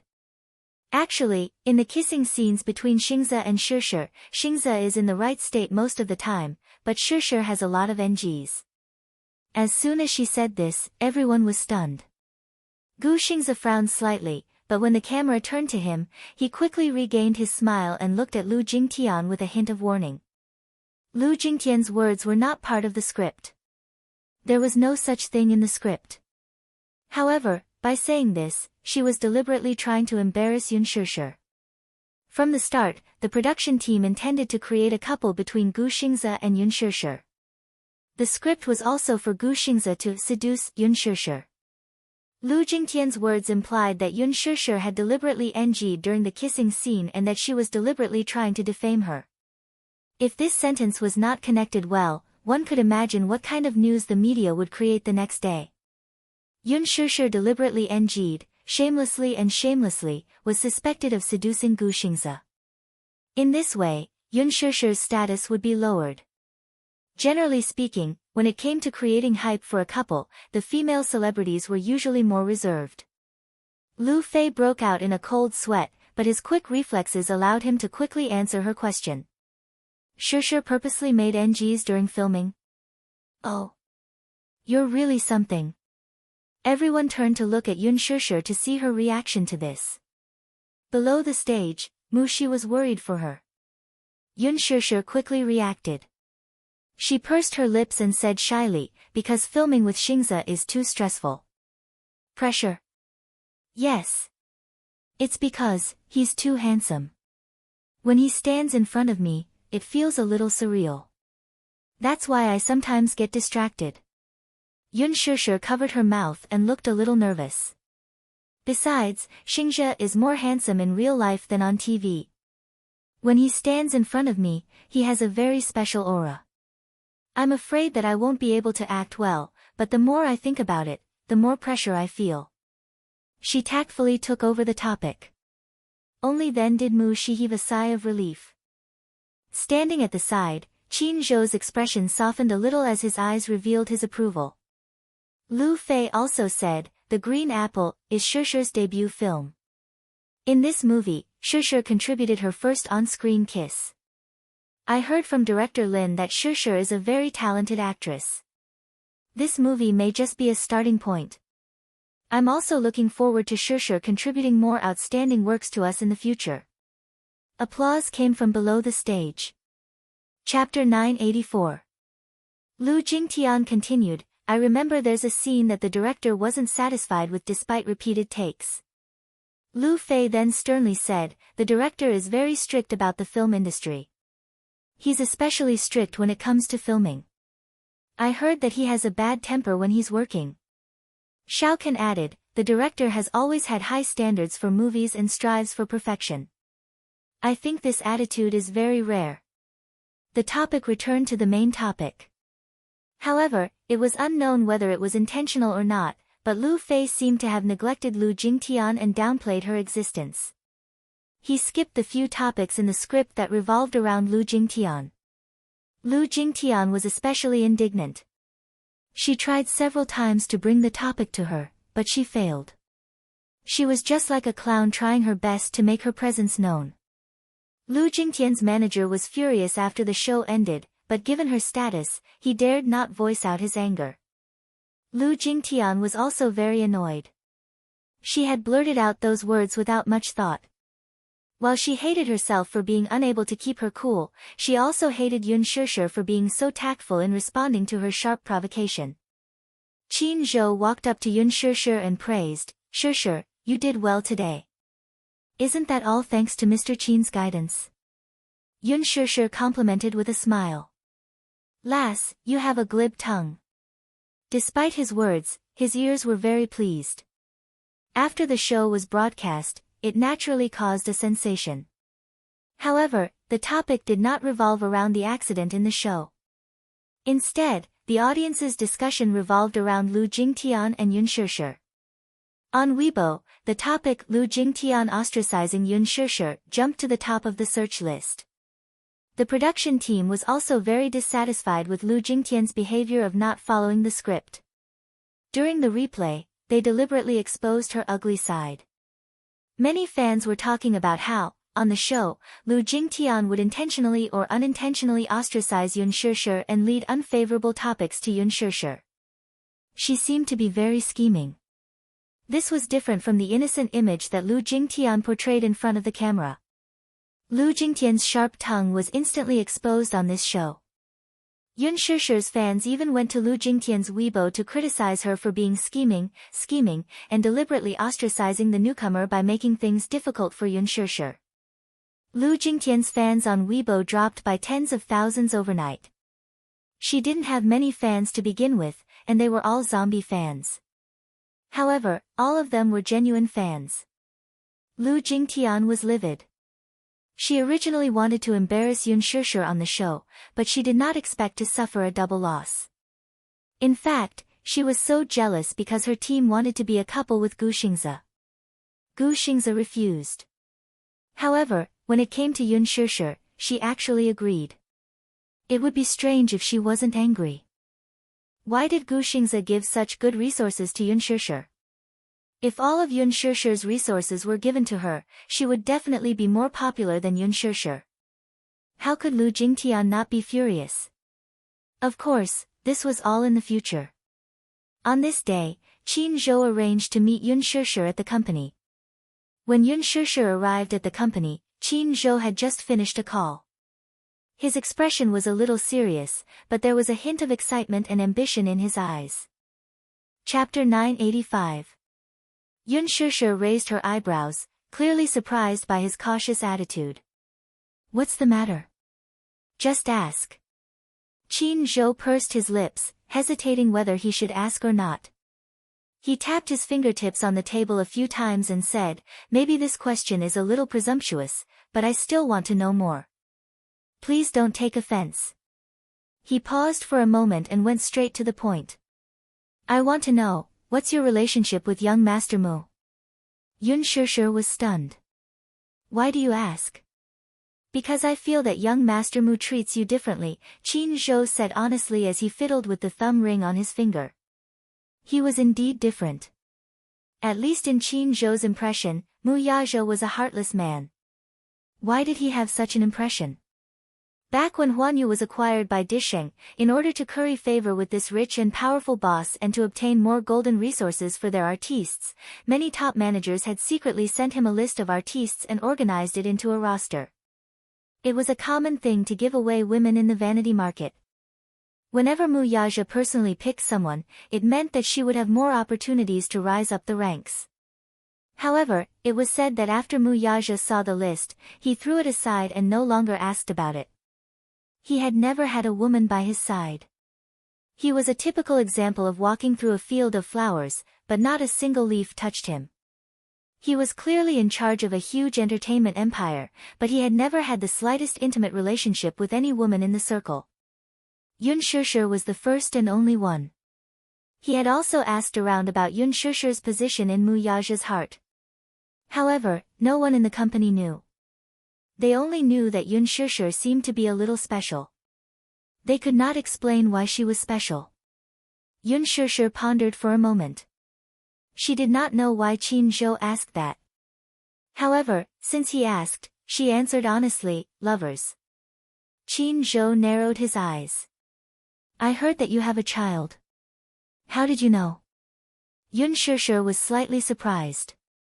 How am I going to survive if I can't even find out the background of the artists under me? Qin Zhou was a little dissatisfied with her belittling. He knocked on the table and asked, is this child young Master Mu's? Yun Shishir gritted her teeth and said, yes. I heard that a mysterious girl gave birth to a child for the Mu family 7 years ago. The youngest son of the Mu family, Mu Yichen, is not the child of Mu Wanru and Mu Yazhe. He is a surrogate. After Qin Zhou finished speaking, he paused for a moment and looked at her meaningfully. Yun Shishir looked a little embarrassed, but she couldn't help but sigh in her heart. Everyone who was involved in the matter of surrogacy for the Mu family was very tight-lipped. How did he find out? Yun Shishir sighed and said, actually, there were 2 children at that time. The older one was taken away when he was born, and the younger one was not breathing when he was born. Later, the child was saved after the emergency treatment. My father pulled some strings to hide it from the Mu family. Qin Zhou suddenly understood. In that case, you can rely on your children to rise in status and marry into a rich family. Rich and powerful families value inheritance. You have 2 children by your side. That's a great asset. Yun Shishir looked indifferent. I don't want to. You don't want to? Qin Zhou was a little surprised. Why not? Yun Shishir fell silent. Chapter 986. One had to know that in this industry, it was an abyss of suffering. If it were any other woman, she would definitely try her best to get into a rich family. After all, rich families valued a woman's innocence more. Yun Shishir narrowed her eyes slightly and took a deep breath. Qin Zhou's question was very straightforward and even a little prickly. Therefore, she couldn't help but feel a little embarrassed. However, she understood that Qin Zhou didn't mean any harm by asking this question. He didn't mean to make things difficult for her, nor did he want to hurt her. He just wanted to know her relationship with Mu Yaja. He was her manager, so he had the obligation and responsibility to investigate her background thoroughly.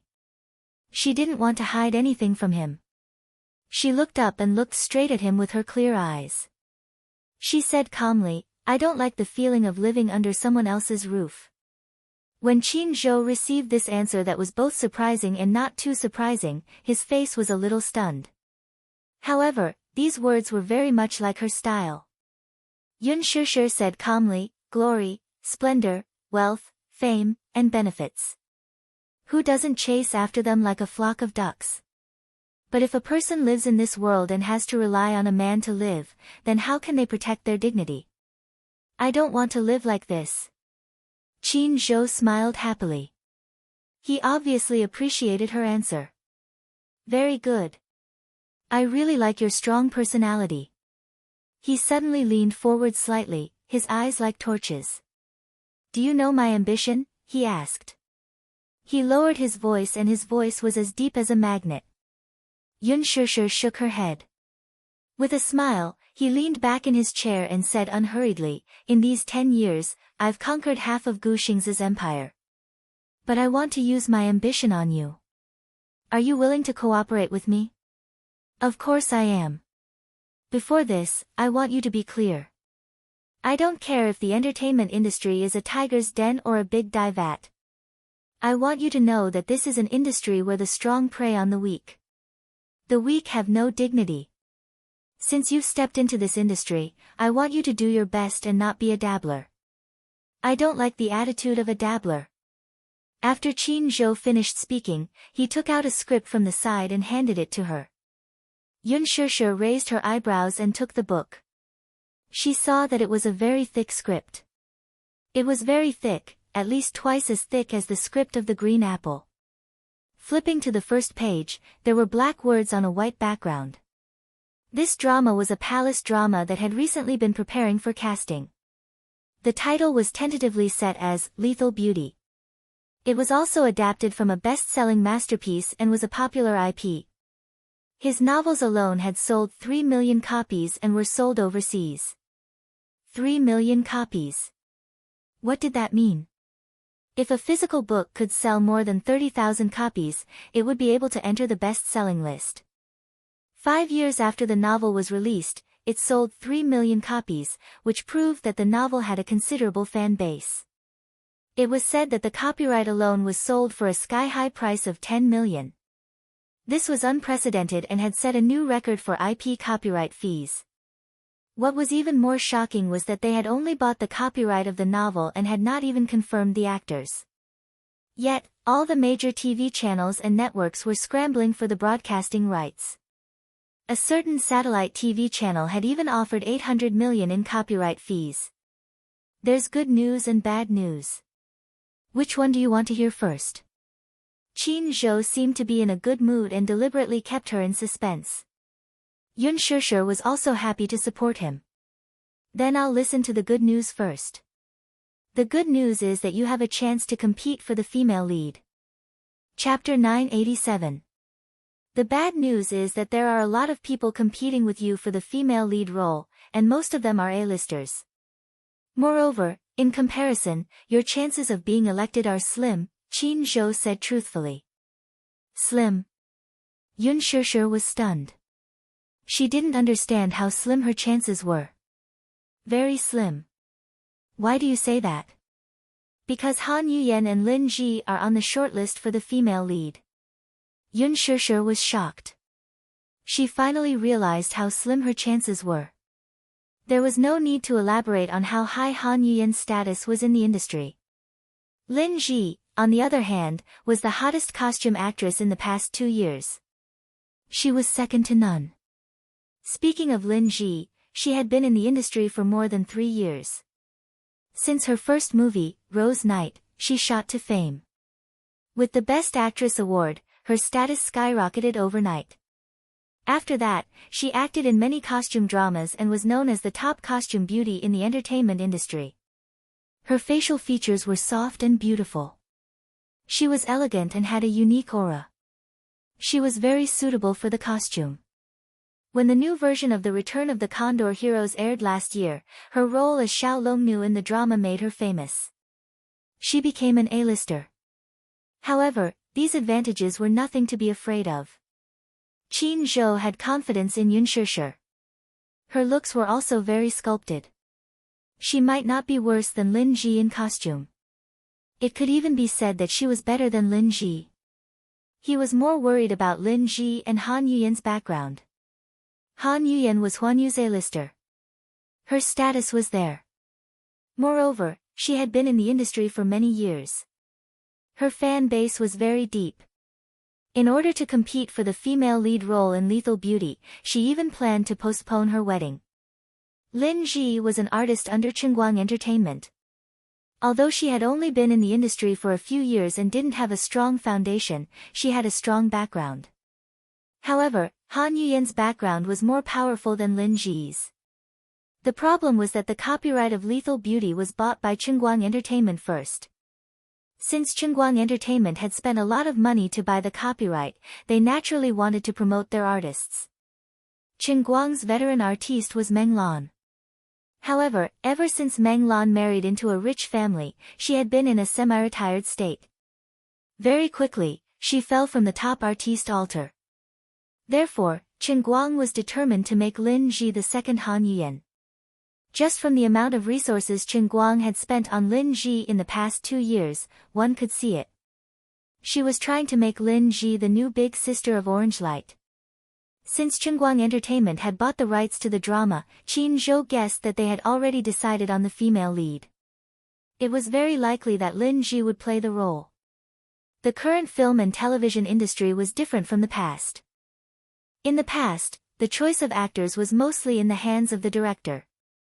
But now, in most cases, the investors had the final say in the selection of actors and actresses, and the director had no right to interfere. Unless it was a director with funding or a very famous gold medal director, such as Lin Fengtian. Not every director was so lucky to have the right to choose the male and female lead in their hearts. More often than not, the investors would arrange for people to join the cast. Even if there were no characters, they would create a character and insert it into the cast. Chapter 988. The director of Lethal Beauty was Gu Xiaoyang, an experienced director in the film industry. During the preparation stage, other than the few connections the investors had placed in the team, he had sent a group of messages to the few female leads he had in mind. Alas, Yun Shishir was not among the 5 names listed. As a newcomer, her movie had not yet been released, so Gu Xiaoyang did not have a deep impression of her. He only knew that this newcomer had good potential, but she was not special enough for him to personally invite her. Among the 5, Lin Ji was one, and Han Yuyan was the other. Out of the 5 female stars, 4 of them were under Huan Yu. As an entertainment empire, Huan Yu had many big names under its banner, and the flowers were flourishing and blooming. 3 of the 4 top female stars in the film industry were from Huan Yu, which showed Huan Yu's influence. Inviting Huan Yu's artists to be the female lead candidate was tacitly approved by Qingguang Entertainment as the investor. On the surface, it seemed very selfless, but when Ji Lin heard the news, he was furious. Was this a blatant attempt to win fans? First, they used Huan Yu's artists to hype up the show. Then, when it came to the final selection, they would choose their own artists. Not only did they hype up the show, but they could also use Huan Yu's A-list female stars to hype up their artists.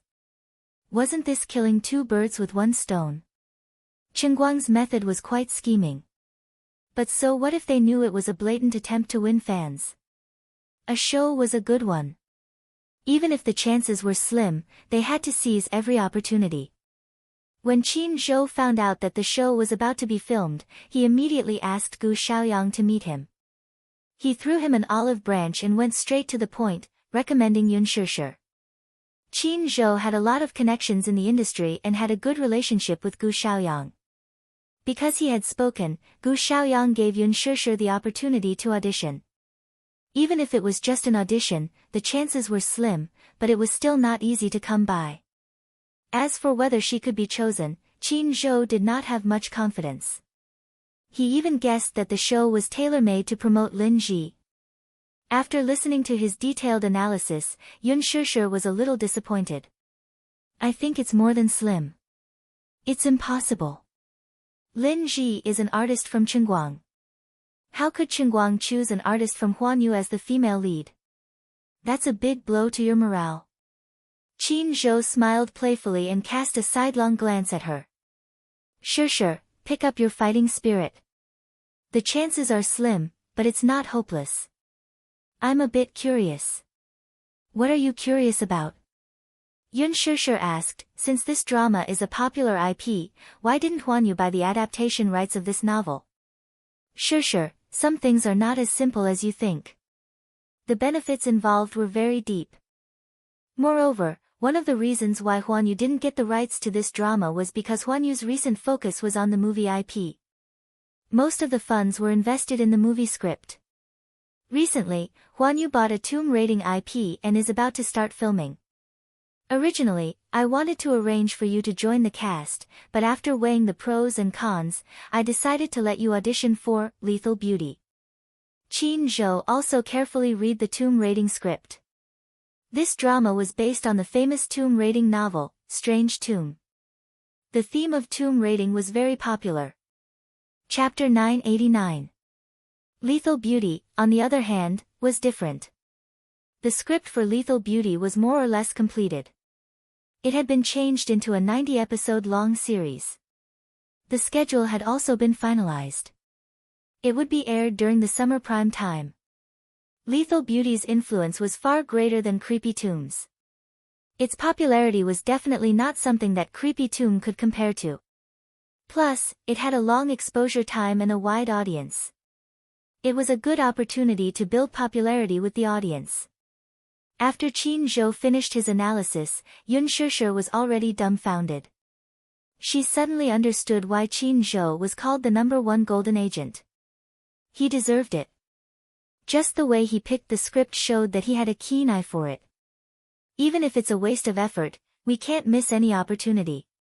What if your audition results amaze Gu Xiaoyang? Who knows, he might choose you.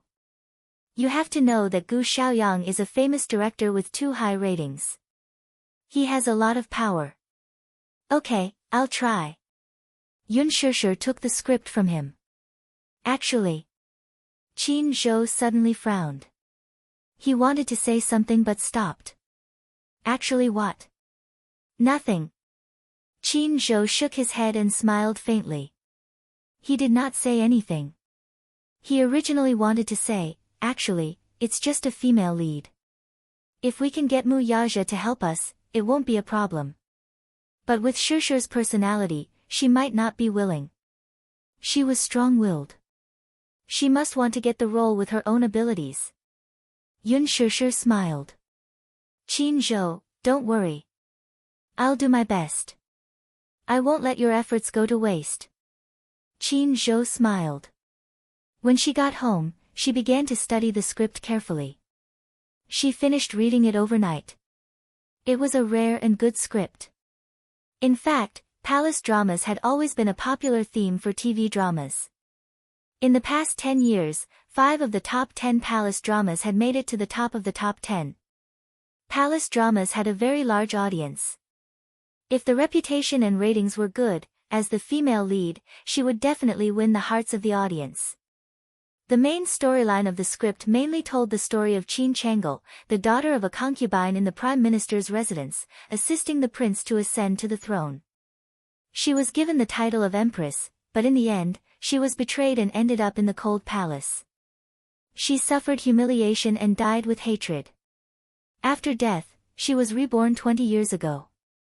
She took revenge domineeringly and finally reaped happiness. The characters were distinct, and the plot was intertwined. The theme was political intrigue and palace strife, which was fascinating.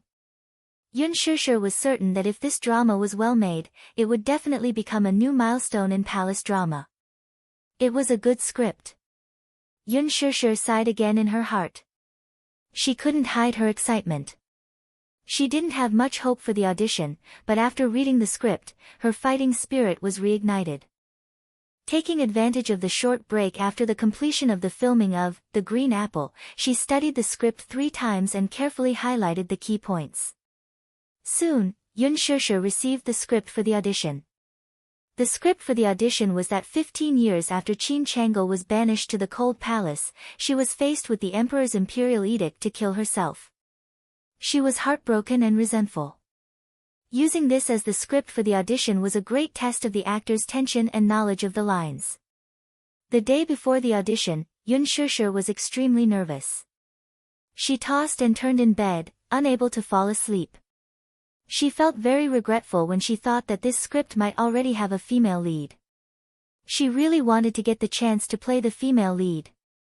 However, when she thought of the frightening fan bases of Lin Jiyu and Han Yuyen, she thought that the competition was too great. Chapter 990. On the day of the audition, Yoon Shusher woke up early and rushed to the audition venue after she was done with her preparations. She was in the second group and was in the same batch as Lin Ji. However, the latter was the first and she was the last. As for Han Yuyen, she was in the first group. When she arrived at the venue, she went to find out about the first group's audition. The result was that Han Yuyen had been kicked out. Han Yuyen was kicked out. Yoon Shusher had seen the name list. Did she not hear that Han Yuyen's performance was commendable and that the director was satisfied with it? Yes. The director said that he was satisfied, but it was just a superficial compliment. If he directly said that she was kicked out, wouldn't it be embarrassing for her?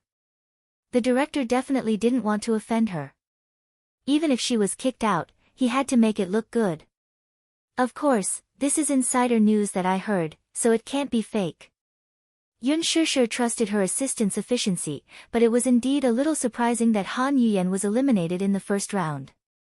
Why was she eliminated? Her assistant answered, she looks old. After all, her age is obvious. Moreover, in order to enter Hollywood, Han Yuyen's stylist intended to make her look like a top actress. Hence, the director felt that she was too old and didn't have the feeling he wanted. Yoon Shusher pouted. Chungkwang Entertainment is really scheming. On Weibo, when the production team released the news of Han Yuyen's participation in the female lead audition, it blew up instantly. Han Yuyen's fan base was not to be underestimated. The support for Han Yuyen to be the female lead was very strong. The production team clearly wanted to trample on Han Yuyen and boost Lin Ji. Han Yuyen must be very depressed, but she had no choice. This was indeed a good script. If there was a chance, she would definitely not let it go. Mu Shi brought Yoon Shusher to the dressing room. On the way, they brushed past a woman in a luxurious dress. Yoon Shusher glanced back but did not pay much attention to her. Hence, she followed her assistant to the dressing room. Someone called out to her from behind. Stop right there. Yoon Shusher stopped in her tracks suspiciously. She slowly turned around and looked at the woman in front of her, who was dressed in a gorgeous phoenix coronet. It was a little unfamiliar, but he had some impression of it. She rarely paid attention to dramas and movies, so Mu Shi was the first to recognize her. She whispered into her ear, Shusher, it's Lin Ji, Lin Ji. Mu Shi was visibly agitated. It was no wonder that Lin Ji was her goddess. At such a young age, she relied on her beautiful looks and superb acting skills to defend her place in the entertainment industry. Yoon Shusher looked at her, only to see that the woman in front of her was also sizing her up with a cold gaze. You are. Lin Ji paused for a moment. Yoon Shusher. She remembered her. He was a new topic on Weibo. She seemed to be the target of Huan Yu's recent efforts. Yoon Shusher had just debuted, and Huan Yu had already poured resources into her. Most of them were gold resources. Yoon Shusher nodded politely. Hello. Compared to her, Yoon Shusher's attitude seemed a little more arrogant. Are you here for the audition too? Mu Shi keenly sensed the hostility in her eyes and suddenly felt a little uncomfortable. She had seen the interviews, and the media was full of praises for her character. They said that she was gentle and pleasant, but now, her good impression of her had been shattered. Yun Shishir lightly replied, "MHM." Chapter 991. In other words, she seemed to be implying that Yun Shishir was shamelessly trying to compete with her for the female lead role. She was clearly trying to embarrass Yun Shishir. Lin Ji was obviously hostile towards her. She did not know at first that Yun Shishir would be participating in this audition. Despite the fact that the female lead had already been internally selected for this audition, Lin Ji was still displeased with the actress. Why? It was because they had both debuted not long ago, were both highly supported by the company, and had the same style. Huan Yu had used Yun Shishir's popularity to hype her up since her debut. Of course, Yun Shishir was unaware of this. The actress was aware of it, though, and she was still brooding over it. No one was willing to let their popularity be used by their competitor. Mu Shi broke out in a cold sweat, only to hear Yun Shishir calmly say, "MHM. This show is very popular, so I'll join in the fun." Her relaxed and teasing tone easily dispelled the awkward atmosphere. Lin Ji was stunned, and her gaze on Yun Shishir deepened. Her assistant urged her from the side. It was almost her turn for the audition. Lin Ji snorted, then turned around and left. Mu Shi's lips twitched. "I've decided not to be a fan anymore." "Huh?" She fumed. "That actress is so arrogant. She even deliberately made things difficult for you. I'm so angry." "Alright, don't be angry. Shishir, you must work hard and get the female lead role. Let's see if she still dares to look down on you." Yun Shishir, however, was honest. "I don't think I have a chance." "Huh?" Mu Shi was stunned. "Are you that unconfident?" "I was still hopeful that the audition would be a success, but judging from her tone earlier, it seems that she's really the female lead," Yun Shishir said. "Then, are we still participating in the audition?" "Of course. Why not? Qin Zhou fought for this role for me, so how can I let him down?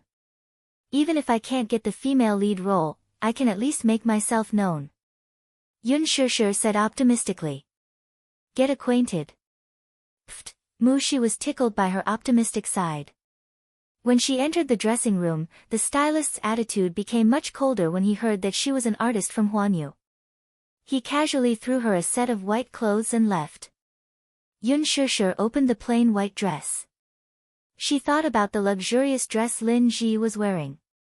Indeed, it couldn't be compared. Mu Shi said gloomily, "That's too much. Lin Ji's clothes are so pretty, but why do you look like morning clothes?" Yun Shishir raised a brow and suddenly smiled. "Mu Shi, help me with my makeup. My makeup skills aren't that good." "You don't have to put on too much makeup. Just put on a thicker layer of powder, make your face look more haggard, make your eyes bigger, make your eyelashes longer, and make your lips a little more chapped. That's easy." With that, she got to work. Not long after, the makeup was done. Yun Shishir looked at the mirror, and a haggard yet beautiful face came into view. Since the audition script was a cold palace drama, the makeup could not be too gorgeous and should look more haggard. She was the last in the second group. Yang Mi suddenly walked in and was surprised to see Yun Shishir there. She was even more surprised to see her in a white shirt and haggard makeup. "Shishir, are you here for the audition, too?" Yun Shishir smiled when she saw her. "Yes."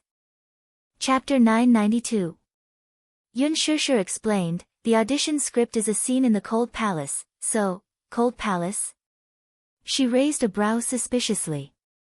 "Shishir, did you get the wrong script?" "What?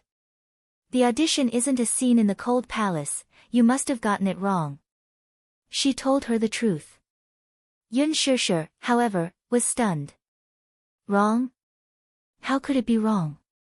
This script was given to her by Qin Zhou." Alarmed, Mu Shi quickly called the manager to verify the situation. He, however, said, "The script is from Chengguang Entertainment."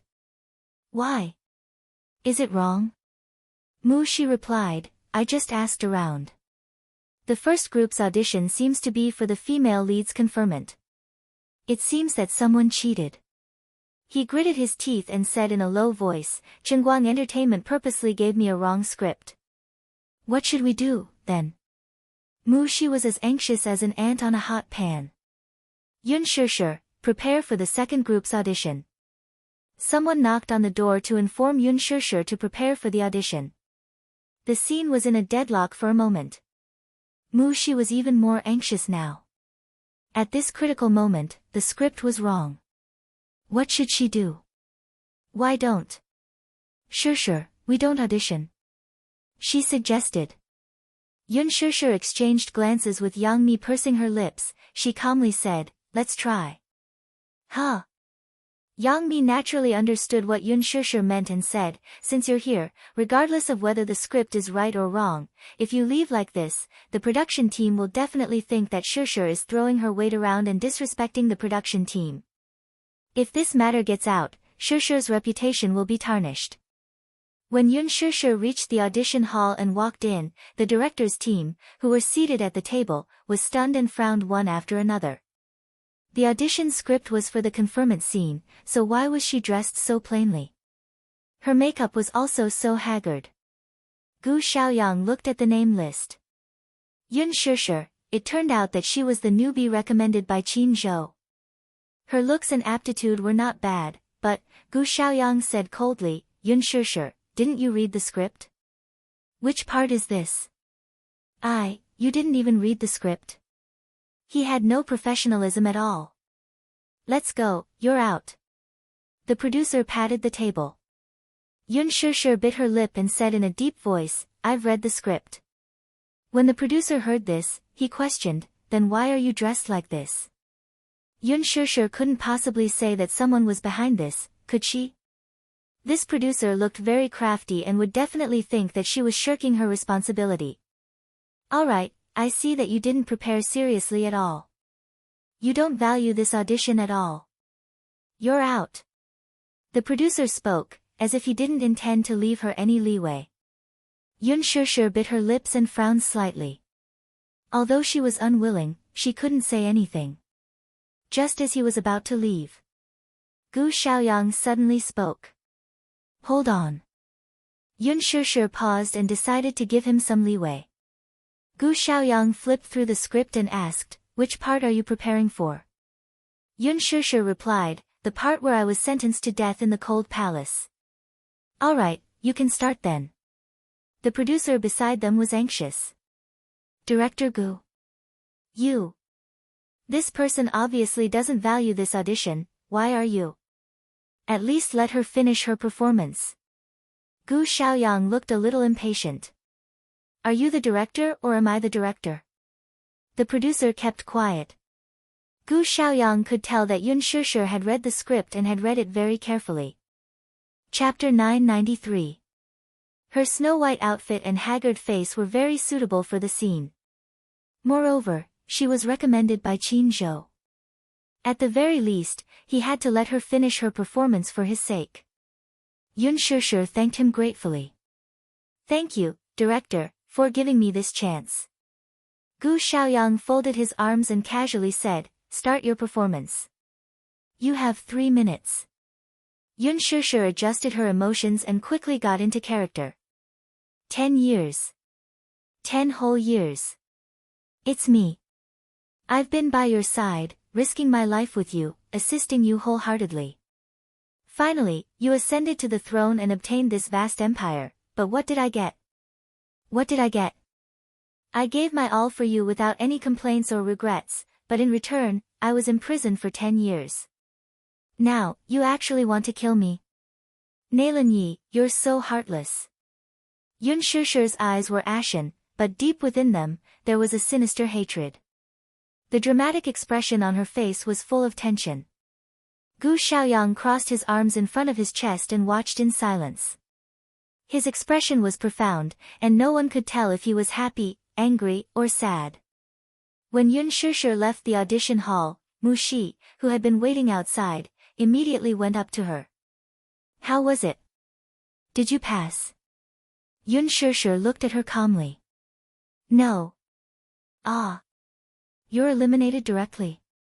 This result was too surprising. She was 100% confident in Shishi's acting skills. Mushi widened her eyes in shock. How did you get eliminated directly? Even if there was a mistake in the audition script, with your acting skills, it's impossible for you to be eliminated in the first round. Did the director say anything? The director didn't say anything, Yun Shishi replied. It was the producer who announced the result directly. Sigh. I should have known that the producer and investor are in cahoots. It's clear that Chingguang has already decided on Lin Ji as the female lead. Mushi scratched her head gloomily. Yun Shishi said, so, it's not surprising that I'm eliminated. After removing her makeup, Yun Shishi and her assistant left. In the car, Yun Shishi received a call from Qin Zhou. Shishi, I heard from Director Gu that you were eliminated. Yes. Yun Shishi's expression was very calm. After all, she had expected this, and it was not unexpected. Don't be sad, Director Gu just called and praised you. He said that your acting skills are very good, but, he revealed that this audition is just a gimmick, and that they have already decided on the female lead. Yun Shishi said, it's Lin Ji, right? You know? Yes. Therefore, I am not surprised by this result. Qin Zhou continued, Director Gu said that if you're willing, he can use his authority to cast you as the second female lead. What do you think? Will you consider it? Second female lead? In the script, the second female lead was the female lead's elder sister, Qin Xianhui. She was the #1 beauty in Western Liang and the daughter of the Prime Minister. She had a vicious heart and was extremely shrewd. On the surface, she looked gentle and generous, but in reality, she was an extremely vicious woman. In her past life, she was the mastermind behind Qin Changle's death. After Qin Changle's rebirth, Qin Xianhui continued to plot against her. In the end, she suffered the consequences of her own actions. It was a role that tested one's acting skills but did not please the audience. Still, it was a very important role. Qin Xianhui's role was entirely to support Qin Changle's character. Yun Shishi frowned but did not say anything. Chapter 994. What is it? Qin Zhou calmly read a name over the phone. Mu Yaja. Yun Shishi could not help but clench her fists. She really liked the script of Lethal Beauty. However, the entertainment industry was like this. It was not about ability. More importantly, it was about background, means, and backing. This role should be a piece of cake for Mu Yaja, right? However, Yun Shishi could not help but feel hesitant. She did not really want to use Mu Yaja to get this role. The headquarters of Disheng Financial Group was located in the most luxurious area of Beijing's economic and trade center. The 99-story commercial building gave people a sense of majesty. Standing on the top floor of such a majestic building, one would feel as if they were looking down on the world. Of course, she did not know how terrifying Mu Yaja's net worth was. It was said that the entire Mu Group was equivalent to the country's commercial lifeline and the most important financial core in Asia. If the Mu Group made any moves, the entire financial world would be shaken. The Mu Group monopolized the country and was extremely powerful. Both the legal and illegal sides of the world occupied the vast territory. Mu Yaja held the power of life and death in the Mu Group. In the future, he would definitely become the owner of this highly anticipated business empire. In the luxurious office, Mu Yaja held the phone and leaned elegantly against the back of the chair. One of his hands was tapping on the table absent-mindedly. His long and narrow eyes were half-closed. A deep and powerful voice came from the other end of the phone. It sounded a little angry. Yesterday, old Master Song called me and said that as an elder, you did not know what you were doing. He actually made his granddaughter suffer because of an actress of unknown origin. I don't care who that woman is. The Song family is the most important chess piece in your journey to becoming the head of the family. If you have the Song family's help, your position as the head of the Mu family will be even more secure. Mu Yaja's eyes were tinged with a trace of coldness, but his mellow voice was as cold as ice. "Second uncle, don't interfere in this matter. I know what I'm doing." On the other end of the phone, the man's voice suddenly became gloomy. "It's not that second uncle didn't tell you, but now that the Mu family is in trouble, you can't take any risks. You know, you're just the heir now, you haven't grasped the real power of the Mu Jia. I've always thought that you're smart and would never make a mistake. But don't you think you've handled this matter inappropriately?" Of course, the Song family's old man may be exaggerating, but given Song Enya's status, I don't believe that he would be bewitched by a woman and offend the Song family. Mu Yaja lifted his sexy lips, his voice cold and full of sarcasm. "Since when did I, Mu Yaja, need to rely on the Song family to strengthen my position? Since I can sit in this position, I can continue to sit in it steadily." The man suddenly fell silent and did not make a sound. Mu Yaja chuckled. "Second uncle, your and grandpa's era is over. It's my era now." The man sighed and said indignantly, "It's up to you. Don't disappoint second uncle, though. Second uncle still believes in your ability. Handle this matter well. I know what I'm doing." Chapter 995. Even the faint breathing and whispering outside the door could be easily heard. He raised his eyes and looked at the door, saying coldly, "Come in." As his voice fell, the person outside the door seemed to hesitate for a long time. After hesitating for a long time, he pushed the door open. Yun Shishir strode in. The moment she stepped into the office, she could feel the strange heavy atmosphere. This office was shockingly huge. It was more than 100 square meters. The decoration was simple yet luxurious, but standing in it, one could easily feel an invisible pressure. Even their breathing could not help but be suppressed. Yun Shishir looked at the man sitting at the desk. At this moment, he was elegantly supporting his chin with one hand as he stared straight at her. His eyes were no longer as gentle as they were in the morning. They were so deep and dark that one would not dare to look directly at them. His expression was as cold as ice. His icy gaze swept past Yun Shishir and Mu Shi, who were standing at the door. A strong aura swept over them. Mu Shi was intimidated by his gaze and broke out in a cold sweat. The emperor-like aura emanating from him made her feel timid. She could not help but hide behind Yun Shishir. Chairman Mu. Mu Shi had just opened her mouth when she saw his pair of eyes as dark and gloomy as a black fog. They were very deep, very dark, and cold. She could not help but lower her head in shock, not daring to speak. "Get out.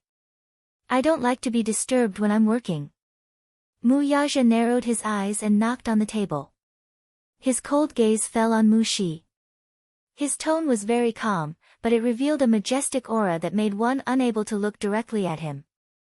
Just a few words made Mu Shi break out in a cold sweat. Yun Shishir said to her, "You can leave now." Mu Shi left the office. Mu Yaja's expression eased a little. "Why are you here?" Mu Yaja swept a glance at Yun Shishir. However, at this moment, he was clearly not in a good mood as his face was gloomy. He did not like to be disturbed when he was working. This was especially true when he had an argument with his second uncle earlier. He was in a very bad mood. "Am I disturbing you?" Seeing this, Yun Shishir saw that the man was constantly emitting a low pressure. She probed, "Then, should I go out too?" Mu Yaja suddenly raised his arrogant chin, and the corners of his lips curled up. "What are you doing here?" Different. The man in front of her was completely different from the Mu Yaja she knew. Sometimes, this man's aura was really domineering. At this moment, Mu Yaja was like a high and mighty emperor. Just one look from him was enough to make people feel fear. Mu Yaja looked at her deeply and suddenly said in a deep voice, "Come here." Yun Shishir didn't dare to move. She had never seen such a cold and unfeeling side of this man. His expressionless face always made people feel that he was overly cold. Seeing that she still didn't move, Mu Yaja said, "Come here." Yun Shishir was startled by this indifferent tone. She stood there in a daze, feeling a little helpless. She didn't dare to go over, afraid that he would swallow her whole.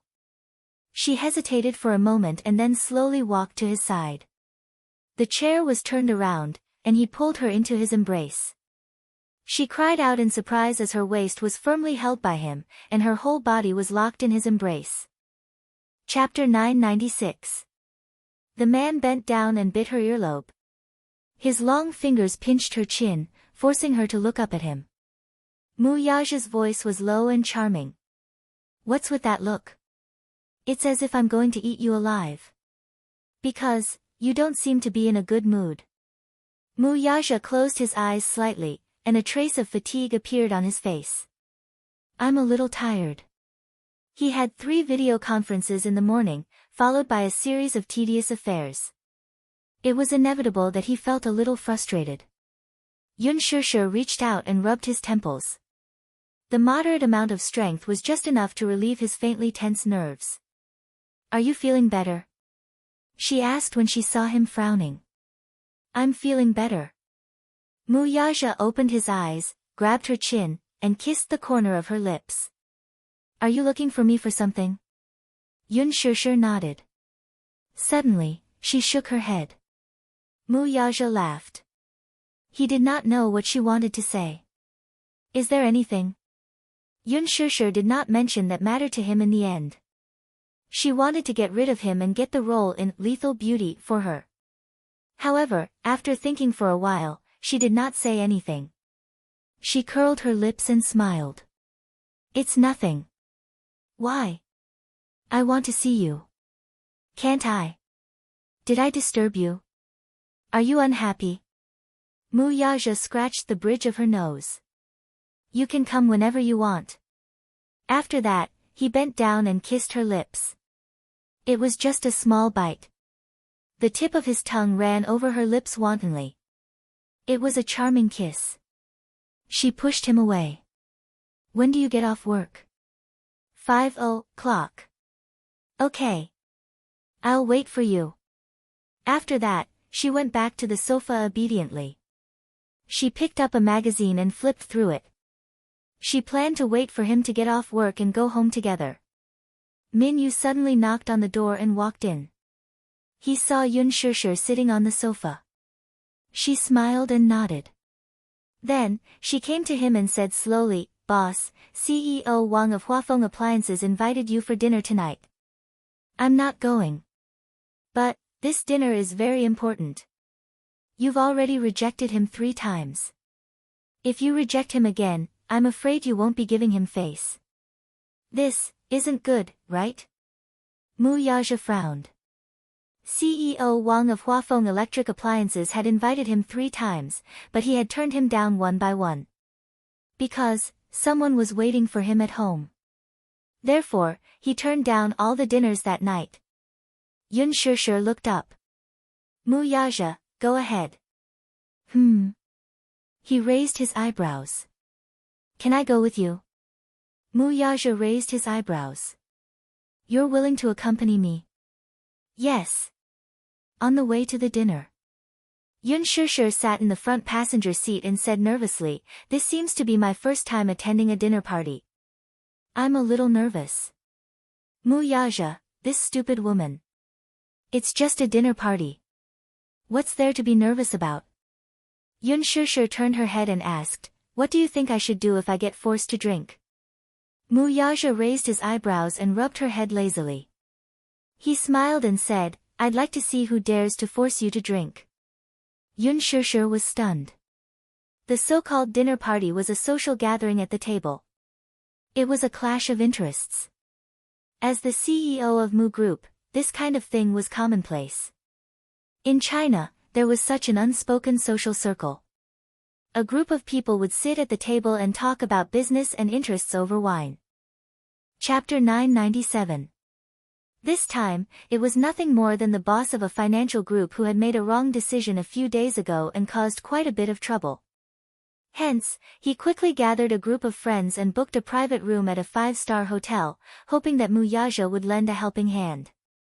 At the table, Yun Shushu finally understood the meaning behind Mu Yaja's words. It was different from what she had imagined. Indeed, No one dared to force her to drink. After Mu Yaja introduced her, the group of men in suits looked at her in awe. Even if she was drinking fruit juice, those men still toasted her by the glass and downed it in one gulp without any hesitation. Their actions were so nimble that it was like moving clouds and flowing water. Their gazes towards her were also filled with fear and trepidation. Alright, was she that scary? Or rather, was the big boss sitting beside her that scary? How would those people dare to force Yunshushu to drink? They couldn't wait to compliment her. They had a favor to ask of Mu Yaja, so if they were careless and made him unhappy, their company would be completely destroyed with just one word from him. Even if they were all sprawled on the table and carried back, they wouldn't be able to force Yunshushu to drink.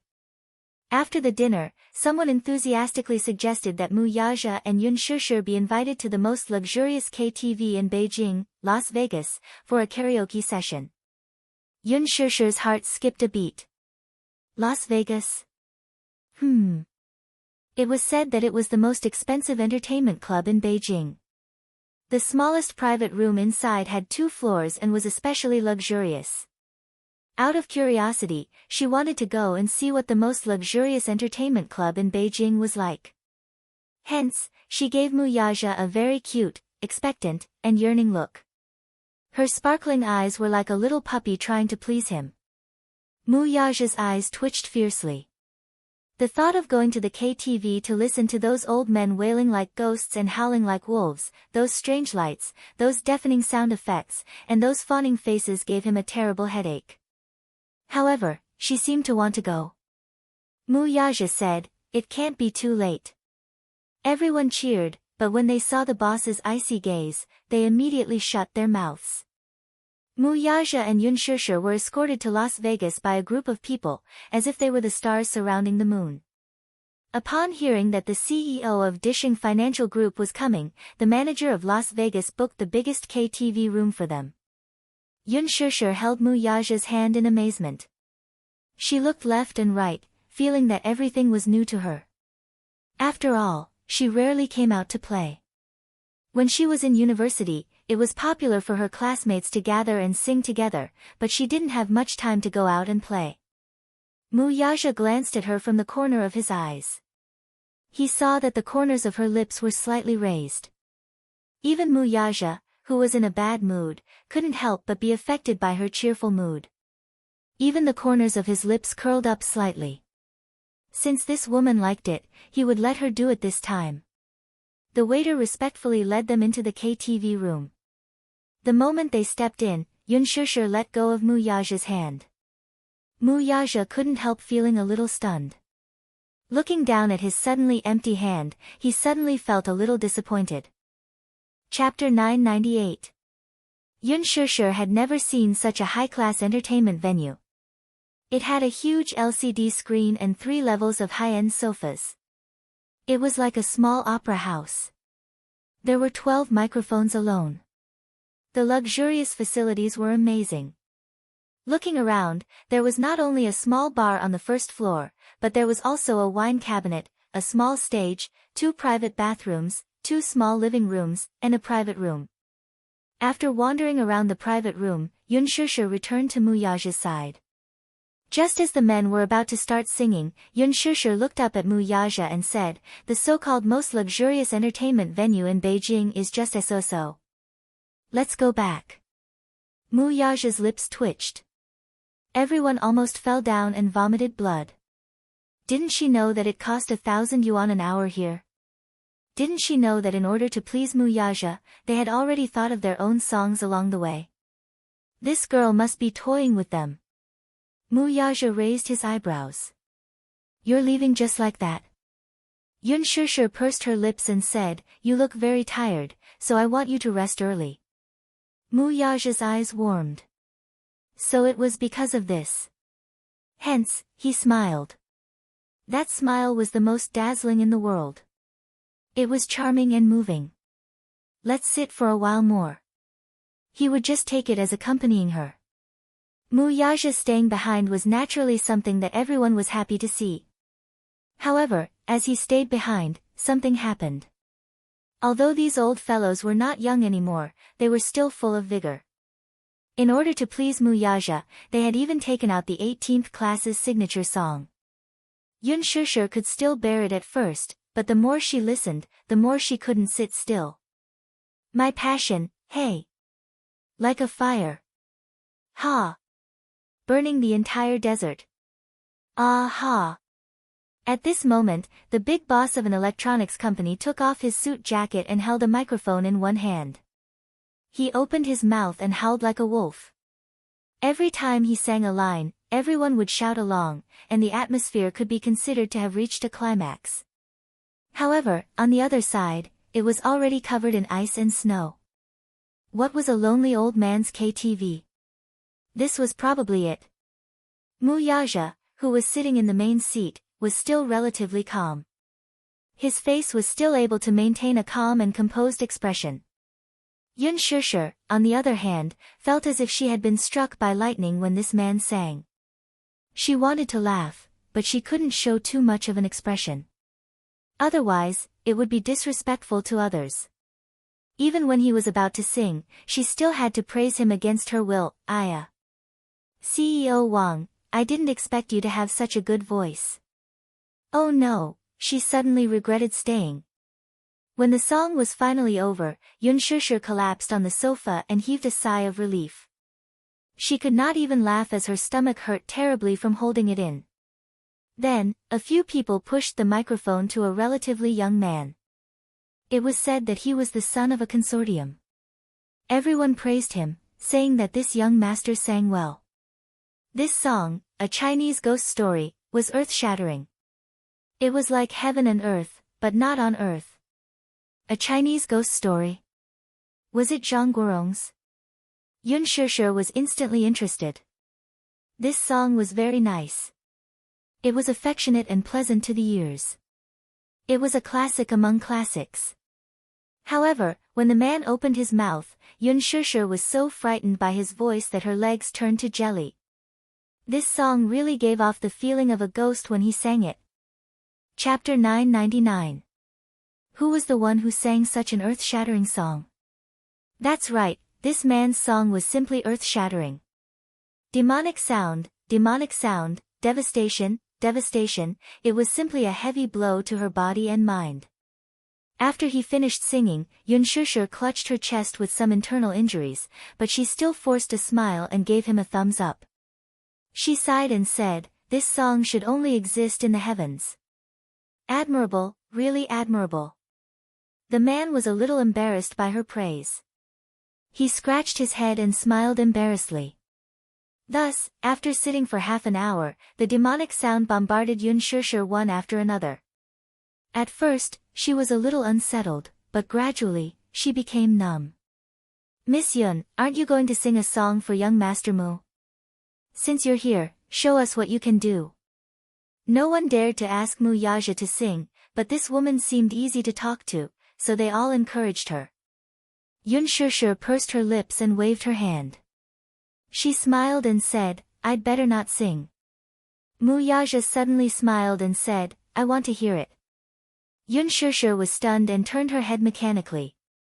No way, he's just going to undermine me like this. With Muyaja's words, everyone became bolder and more enthusiastic.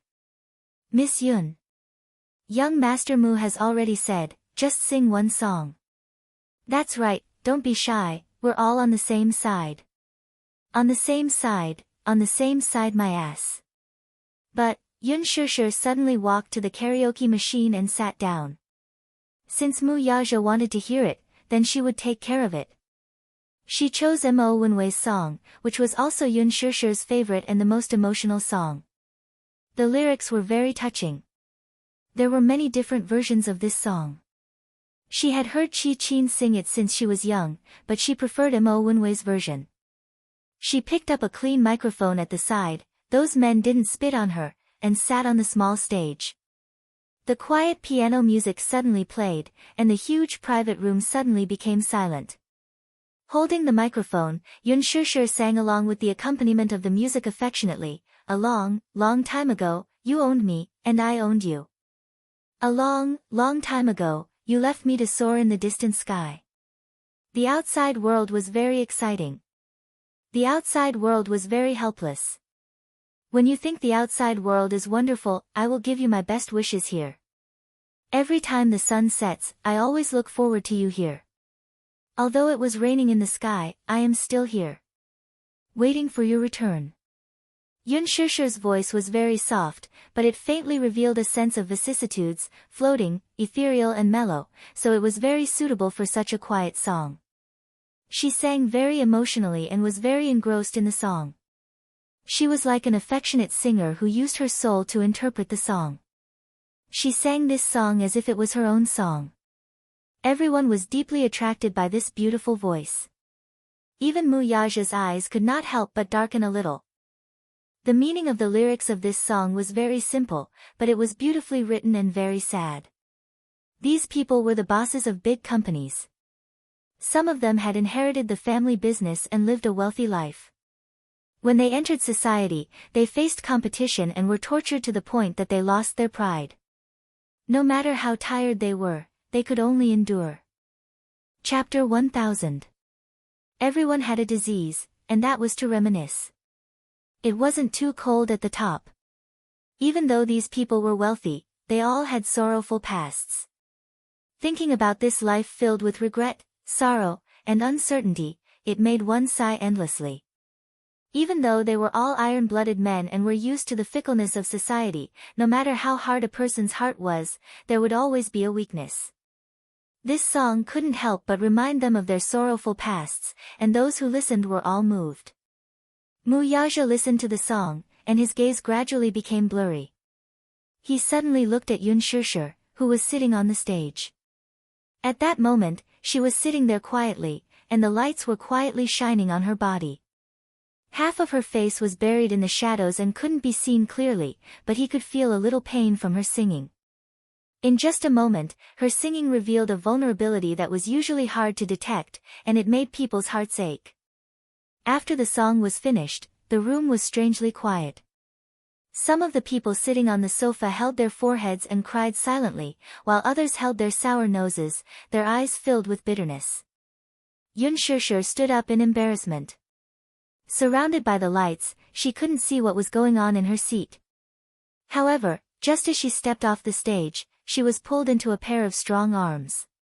She looked up in shock and saw Mu Yaja's handsome side profile. Her heart skipped a beat, and she instinctively followed her heart's desire and wrapped her arms around his shoulders. Why didn't I realize before that you can sing so well?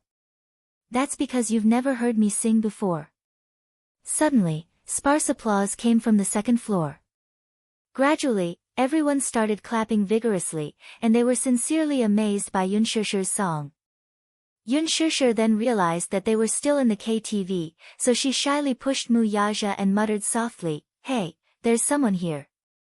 At that moment, the people upstairs saw such a heartwarming scene, so they took the opportunity to encourage, "Let's sing another song. You sing so well. Master Mu, why don't you give us some face and sing a song with Miss Yun Shusher?" Hearing this, Yun Shusher slowly raised her head. Her eyes were bright and her cheeks were red. She said longingly, "Yes. Why don't you sing a song too? I want to hear it too." As she said this, she blinked her eyes as if she had thought of something romantic. Then, she said excitedly, come on. Let's sing together. Just sing, I miss you." Mu Yaja, this song was a duet between a man and a woman. It was sung by Gu Xingze and Su Xintian. As soon as the song was released, it reached the top of the album bestseller list. Mu Yaja turned his face away and said coolly, "I won't." He didn't want to sing those little love songs with lyrics like, "I love you, you love me, you love me." Yun Shusher glared at him. How could she believe his words? "No. You definitely can. In any case, you have a management company under your name. How can a person who manages artists not know how to sing?" She even tried to goad him, but young Master Mu was dismissive of her little tricks.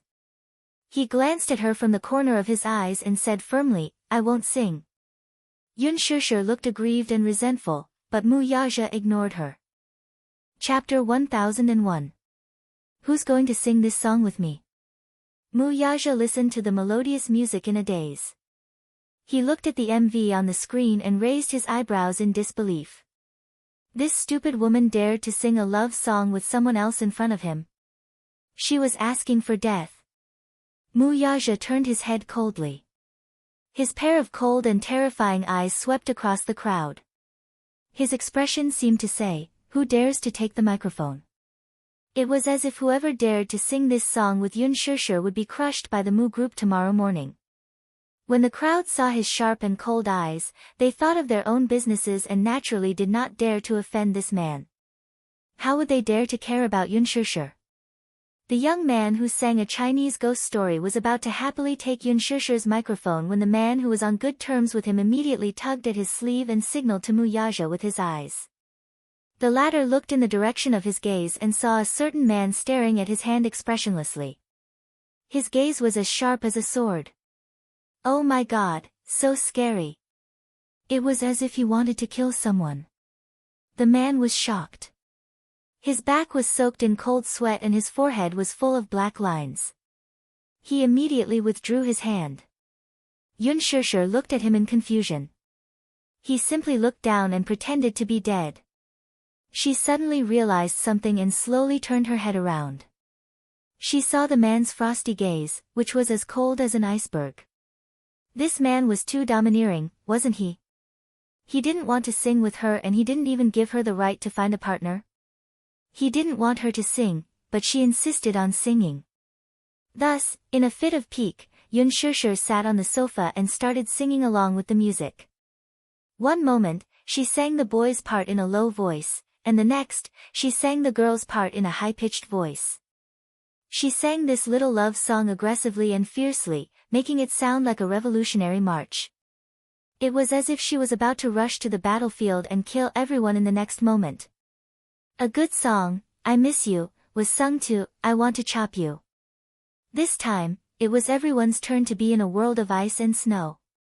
Mu Yaja was very satisfied.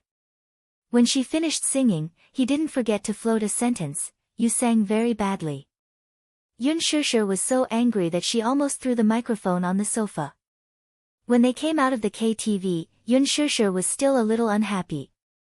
Mu Yaja walked in front with large strides, and she followed behind him slowly. She was unwilling, and her eyes were filled with resentment, like a resentful woman in the palace. "You're not even willing to sing with me, Mu Yaja, you're the worst." Mu Yaja walked in front and heard Yun Shishir grumbling bitterly. She seemed to be complaining and complaining at the same time. That resentful look on his face was as if he had done something extremely heinous. It wasn't that he was unwilling, but he had never sung before. Since he was young, he had many opportunities to go to KTV or audiovisual entertainment centers, but he had never opened his mouth. When he grew up and took over the company, with his prominent position, who would dare to invite him to sing? Chapter 1002. Mu Yaja could not help curling his lips into a smile when he saw that she was still sulking. Yun Shishir saw that there was a deeper meaning in his smile and misunderstood that he had some bad intentions or that he was unhappy with her squeamishness. Thus, she quickly put on a coquettish smile and probed, "What's wrong with you?" "Nothing." His large palm caressed her forehead. Mu Yaja smiled devilishly. "Are you still angry?" Yun Shishir snorted coldly. "I just want to hear you sing. You can't even fulfill such a small wish of mine." Mu Yaja looked at her seriously from head to toe as though he was disgusted. Yun Shishir's face was completely dark. "You must be tone-deaf. That's why you refuse to sing." The man raised his brows slightly. "No matter how tone-deaf I am, I still sing better than you."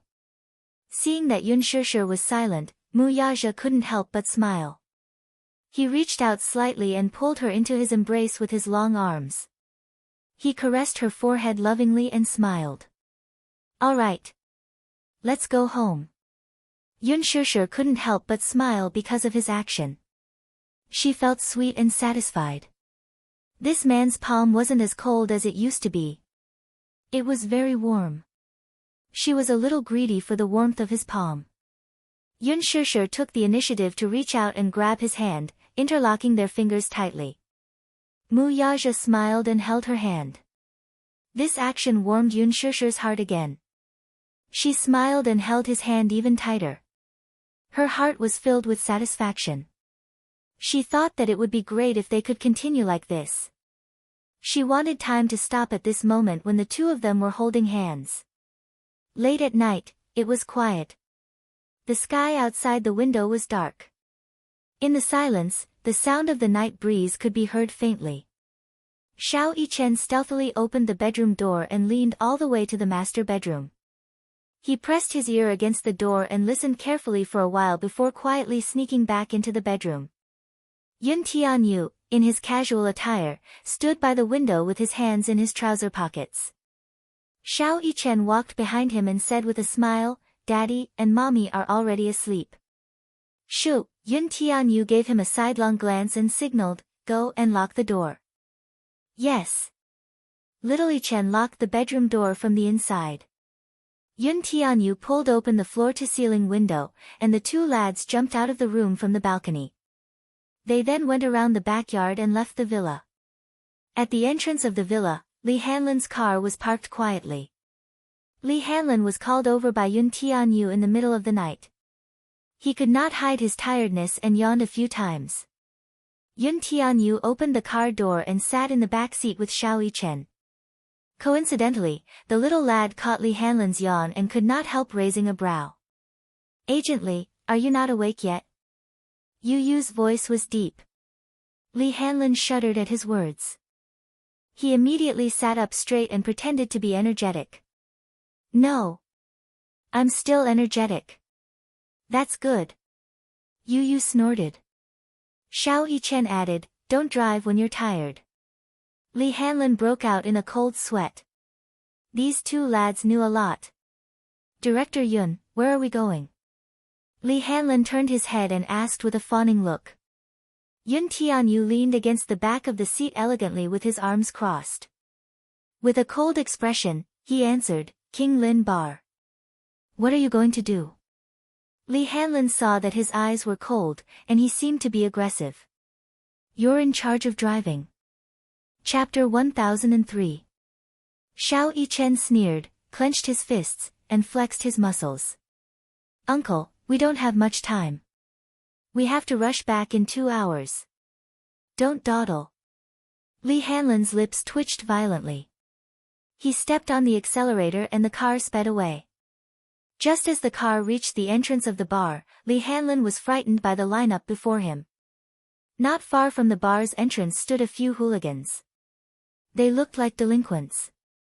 At a glance, there were about a dozen of them. They looked rather stylish. Hooligans. Li Hanlin was still in disbelief when he saw Yun Tianyu push open the door and get out of the car with Xiao Yichen. "Director Yun, where are you going?" "Wait in the car. Don't follow me." Yun Tianyu turned around and gave this order. Even though Li Hanlin was full of doubts, he still obeyed the order and waited in the car. Yun Tianyu and Xiao Yichen walked over. Li Dongxiang saw them and immediately welcomed them with a fawning smile. "Little brother, you're here. Why are there so many people here?" Yun Tianyu frowned, clearly surprised. Li Dongxiang pursed his lips and smilingly said, "I'm afraid that we don't have enough manpower." "It's okay, we're all brothers. It's no big deal to have more people here. It's a show of strength." He paused, raised his eyebrows, and carefully probed, "Little brother, are you looking for me to teach someone a lesson?" Yun Tianyu suddenly lowered his head expressionlessly and casually took out a Givenchy wallet. Li Dongxiang's eyes widened at the sight. This wallet was exquisitely made and seemed to be a branded one. It must be worth a lot. Looking at the thick stack of cash in the wallet, Li Dongxiang's mouth watered even more. This little guy was really not simple. He carried so much cash with him everywhere. Li Dongxiang's eyes involuntarily revealed a greedy look. Yun Tianyu coldly glanced at him, and Li Dongxiang guiltily retracted his gaze. Li Dongxiang took out a check that had already been filled in but had yet to be signed. However, when Li Dongxiang received it and saw the generous amount on the check, he was shocked. His mouth watered. So much? You think it's too much? Yun Tianyu raised a brow. It's nothing. Money can only be too little, how can it be too much? Li Dongxiang said with a flattering smile. At the same time, he secretly verified the authenticity of the check. You don't have to look at it. Do you think I'll give you a fake check? Yun Tianyu seemed to have seen through his suspicions. The check hasn't been signed yet. Yun Tianyu gave a concise reply. Once you've settled this matter, we'll be even. Good. Then, what orders do you have? Li Dongxiang rubbed his hands and asked.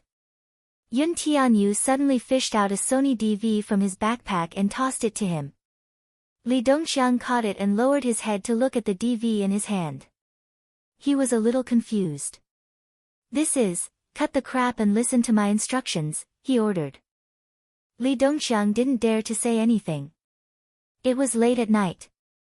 Some youths began to stagger out of the bar one after another. The unrestrained nightlife was over. It was time to return to the nest. Lu Jingtian was already dead drunk by the time she was helped out. Chapter 1004. Many of Yun Shishir's fans even meticulously watched every detail of the show and made gifs of all the little tricks she had done to Yun Shishir, which went viral on Weibo. Following this, netizens began to denounce her with righteous indignation. Many of them even dug out her family background. As a newcomer who had just debuted, her acting skills had always been questioned. Ostracizing fellow actors and bullying newcomers, netizens dug up all kinds of things about her past. As such, the army of public opinion crushed her pitiful fan club overnight. No matter how the PR team behind her tried to clear her name, the netizens did not seem to buy it. Instead, they accused her of using Yun Shishir to hype herself up. Hype. Hype.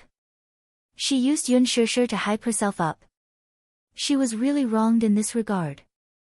Indeed, artistes needed exposure. Many would even use scandals to hype themselves up. Lu Jingtian was different, though. She had always been very concerned about her image in front of the public. Her team also intended to create an image of her as a pure starlet, trying their best to cover up her dark spots so that she could present a better side to the public. Unfortunately, she did not live up to expectations. Her scandals exploded on the internet one after another. It was simply one after another, too many to enumerate. Lu Jingtian has no acting skills to speak of. She's not even worthy of being called a vase. She's so ugly and unrecognizable. One look at her nose and eyes and you can tell that she's based on a baby. The key is that she hasn't done the surgery yet. How can she compare to Shishir? She's quite scheming, huh? Doge, at the very least, vases are good-looking and exquisite. How can that ugly woman be called a vase? Don't insult a vase. Is it that exaggerated? I've seen the trailer for The Green Apple, and she looks pretty good in it. That's just makeup, okay? I saw her barefaced face in a candid photo taken at the airport. It's unspeakably ugly. She looks like an old woman without makeup. The reason why she can get so many resources when she debuted is because her father is a senior executive in Huanyu. This is a classic example of opening the back door.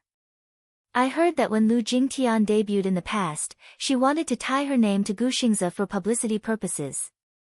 Gu Xingze didn't even look at her. Nonsense. If Gu Xingze and Lu Jingtian are tied together to create hype, it'll be so degrading. Gu Xingze is wise. If Lu Jingtian uses him to create hype, he'll lose millions of fans. Auntie Lu, you're so ugly.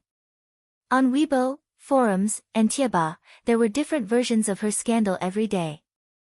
In fact, there were plenty of actresses in the entertainment industry who were more scheming than her. They usually kept a low profile and carefully hid their flaws. Alas, this time, she could not avoid it because she was truly stupid. The Green Apple had not yet been released, but it had already gathered a large number of fans of the original novel. As the winter/summer couple, many fans of the original novel were very supportive of Gu Xingze and Yun Shishir being a couple. Lu Jingtian had interfered and ostracized Yun Shishir on the show. Was she not inviting criticism for herself? Chapter 1005. As a result, she was in a bad mood these few days. She spent several nights at the bar, feeling dispirited. Her friend helped her to the door when she suddenly felt her insides churning. Pushing her friend away, she stumbled to the entrance of the alley and vomited while leaning against the wall. Her friend frowned. Accompanying this willful missy out for a drink was really a tough task. He walked to the intersection and hailed a taxi, but she was nowhere to be seen. He could not help but feel strange. When he reached the entrance of the alley, a fishy smell hit him in the face. He immediately covered his nose and mouth and shone his phone's flashlight on the ground, only to see a puddle of vomit on the ground. Beside it, a bag had fallen to the ground. He picked up the bag. It belonged to her, but she was nowhere to be found. Where did she go? He looked all around but couldn't find her. He was immediately frustrated. A black car sped along the road. Li Dongxiang's eyes darted to the rearview mirror as he drove. Yun Tianyu sat in the front passenger seat while Xiao Yichen sat in the back seat. Beside him was the unconscious Lu Jingtian. She lay limp in the seat with her hands and legs tied tightly with ropes. Her eyes and mouth were covered with a black cloth. Li Dongxiang was deeply shocked. Is this a kidnapping? How exciting! This lad is so daring at such a young age. Although he was in the triad, he was, at best, a hooligan. He had done many petty thefts, but there were some things he dared not do. Even though he had killed people before, they were all civilians. He looked at this woman, who was dressed in branded clothes and seemed to be rich, and could not help but feel nervous. He was a typical bully and feared the strong. He was most afraid of offending big shots that he should not offend. He had learned his lesson from offending Yun Shishir the last time. Thus, he asked, if we do this, won't we blow things up? What are you afraid of? Yun Tianyu gave him a sidelong glance and casually asked, you're so timid, yet you're still in the triad? Li Dongxiang replied resentfully, although I'm in the triad, I still haven't made a name for myself. I have to take a detour whenever I meet those big shots. At this moment, he was completely unaware that there was a major character sitting beside him. Although this big shot was a little young, Yun Tianyu snorted and did not bother with him again. Li Dongxiang still wanted to say something, but Yun Tianyu cut him off impatiently. Cut the crap. I'm letting you do this, so naturally, I can ensure that nothing happens to you. His tone was like that of a king, shocking Li Dongxiang. Were all kids these days so powerful? His methods were even more professional than his. Xiao Yichen, who was standing behind him, seemed to have transformed into Yu Yu's little fanboy. This little brother of his was really amazing. His style of doing things was just like his father, ruthless and merciless. He liked it. He turned to look at Lu Jingtian and snorted. He didn't like people who bullied his mommy. Therefore, he would not show any mercy. The car sped to a stop on East Street. Li Dongxiang, who was guarding a gambling den, alighted from the car and carried her into a small, dark room inside. As soon as he entered the room, Li Dongxiang threw him onto the bed. The bed was made of metal and was very hard. Li Dongxiang did not go easy on her. With a toss and a bump, she woke up with a start. However, perhaps because she had drunk so much, she was still drunk and had yet to recover her senses. Chapter 1006. A basin of cold water was the first to splash on her. The piercing coldness made her more clear-headed, and she opened her eyes abruptly. The black cloth covering her eyes fell off. Her vision slowly overlapped and became clear again. The dark room was airtight, and only a weak chandelier was lit. Hence, she could not see clearly where she was at that moment. The chandelier was an ordinary chandelier. It swayed gently from time to time, causing the room to flicker with light and shadow. It reminded one of the classic scenes in horror movies. Lu Jingtian shuddered in fright and sat up abruptly on the bed. Unaware that her limbs were tied up, she lost her balance and rolled off the bed. Ugh, she cried out in pain. Li Dongxiang glanced at her coldly and signaled with his eyes. His men walked forward and threw her back on the bed. Ugh, ugh, ugh. She opened her mouth in shock, but it was gagged, so she could not make any sound. She could only whimper as if she were begging for mercy. Yun Tianyu and Xiao Yichen entered the room as well. Li Dongxiang immediately ordered someone to bring a sofa chair over. Yun Tianyu sat on it and slowly raised his head to meet Lu Jingtian's frightened eyes. When Lu Jingtian saw Yun Tianyu and little Yichen, for some reason, her fear faded a little. It was hard for people to be wary of those weaker than them. She was still wondering who had kidnapped her here, but when she saw Yun Tianyu and little Yichen, she was no longer so afraid. Instead, her tense emotions relaxed a little. Still, it was not without surprises. How could it be these two rascals? Were they the ones who tied her up and brought her here? How did these two rascals manage to do it? What did these strange, ferocious-looking men have to do with the two children? She was full of doubts. In her eyes, Yun Tianyu and little Yichen were merely 7-year-old children. They had not even graduated from kindergarten, so they could not do anything to her. She only saw this inexplicable scene as a farce. Alas, she was wrong. Some people looked weak, but they were not necessarily weak. On the contrary, it could be very powerful. Yun Tianyu glanced at her. His eyes were extremely cold and his face was filled with disgust. He stared at her and asked, "Are you awake?" His voice was so cold that it was as if 10,000 feet of ice had frozen over. Lu Jingtian nervously shook her head subconsciously, but when she realized what he was asking, she hesitantly nodded her head. Little Yichen sneered from the side. Bad woman. Lu Jingtian was infuriated. Just as she was about to lash out at him, she realized that her mouth was gagged and could only let out a few muffled moans. Yun Tianyu ordered, "Let her talk." Thus, Li Dongxiang walked forward and removed the gag from her mouth. Lu Jingtian was finally able to speak, and the first thing she said was explosive. "Hey! You two brats, what are you trying to do? Why did you tie me up and bring me here? What kind of game are you playing with me?" She was originally dead drunk. After vomiting out a stomach full of filth, she had just sobered up a little when she was knocked out by a stick. When he woke up, he was splashed with a basin of ice water. Naturally, he became more clear-headed. However, the alcohol did not completely subside. She spoke very harshly in her drunken state. Chapter 1007. Hurry and loosen the rope. Let me go home. She demanded fiercely, purely trying to scare them. Yun Tianyu smiled. The game isn't over yet, how can I let you go home? Lu Jingtian was taken aback by his mature tone and cold words. If you two rascals continue to mess around, I'll tell your daddy. Ha! Yun Tianyu sneered and then leisurely said, "Fine. Go ahead and sue them." She was stunned. Aren't you afraid that your daddy will spank you? She clearly did not realize what was going on, so she was at a loss for a moment.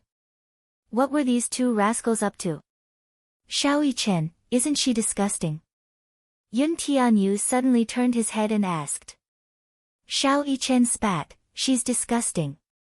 He paused for a moment before adding, "Anyone who bullies mommy is guilty of the most heinous crime." Finally, he used the right idiom. This was not the main point, though. The main point was that there was no need to hide the murderous look in Xiao Yichen's eyes. She was frightened by his gaze.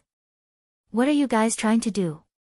Thanks to you, mommy has 32 wounds on her body. Today, I'll pay you back double. With that, Xiao Yichen stepped forward and grabbed his mother's hair. In the past, he was extremely disdainful of using such despicable means like grabbing someone's hair. However, his younger brother said that he would give her a taste of her own medicine.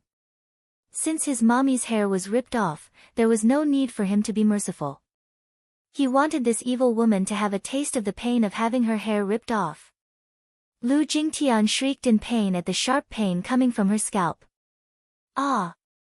What are you guys trying to do? Let go. It's painful. Xiao Yichen did not waste any more words. He grabbed her hair and threw her to the floor. She did not know where this kid got his strength from. She weighed more than 50 kilograms, yet he lifted her with one hand. What are you guys doing? She shrieked. Her ear-piercing scream reverberated through the room. So noisy. Yun Tianyu frowned in disgust. Li Dongxiang immediately understood and stepped forward to cover her mouth again. Xiao Yichen said angrily, "Bad woman, you know pain too. But I saw that when you bullied my mommy, you didn't hold back either." Lu Jingtian continued to whimper, as if she finally understood that the two were here for revenge and realized the seriousness of the matter. Xiao Yichen was about to make a move when he saw the woman's face, which was filled with fear and hatred, and suddenly felt awkward. He suddenly put down his fist and returned to Yu Yu's side with a gloomy expression. He pouted and looked unhappy. What's wrong? Yu Yu glanced at her. Disgusting. My hands are dirty, Xiao Yichen said with a frown. Besides, if I touch her, her bones will fall apart. These words were not wrong. Xiao Yichen's punch was equivalent to 80% of a grown man's strength. What kind of concept was that? If he punched her more than 20 times, she would surely have a few broken bones. Moreover, he was a man. It was rather ungentlemanly for a man to hit a woman. He was not like that Song Yunxi, who was ungentlemanly. Lu Jingtian inexplicably heaved a sigh of relief when Xiao Yichen stopped hitting her. Yun Tianyu glanced at Li Dongxiang and said, "You can go ahead." Lu Jingtian's eyes widened in horror. She did not know what was in store for her. Chapter 1008. I'll wait for you outside. With that, he left with Xiao Yichen. Li Dongxiang let out a sinister laugh and slowly took a few steps toward Lu Jingtian. The fear in her heart increased exponentially. Initially, she thought that this was a prank by the two children, but now, she no longer thought so. He walked up to her, slowly squatted down, and removed the black cloth from her mouth. She got the chance to speak and immediately asked in horror, "What are you trying to do?" "What am I trying to do? I'm going to do you." He grinned and spoke vulgarly. She was stunned for a moment, only to see him stand up and unbuckle his belt with one hand. What are you doing? You're raping me. Don't you dare do anything rash. Humph, he ignored her. Lu Jingtian's lips trembled as her eyes darted around in panic. She suddenly understood the current situation. If she were to maintain her overbearing attitude from before, she would not be able to escape. It was just a matter of dying a little faster.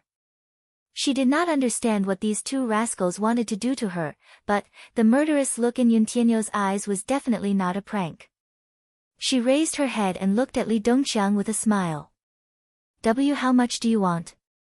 Li Dongxiang froze. Those two rascals gave you the money, right? That's why you. Let me tell you, I have a background.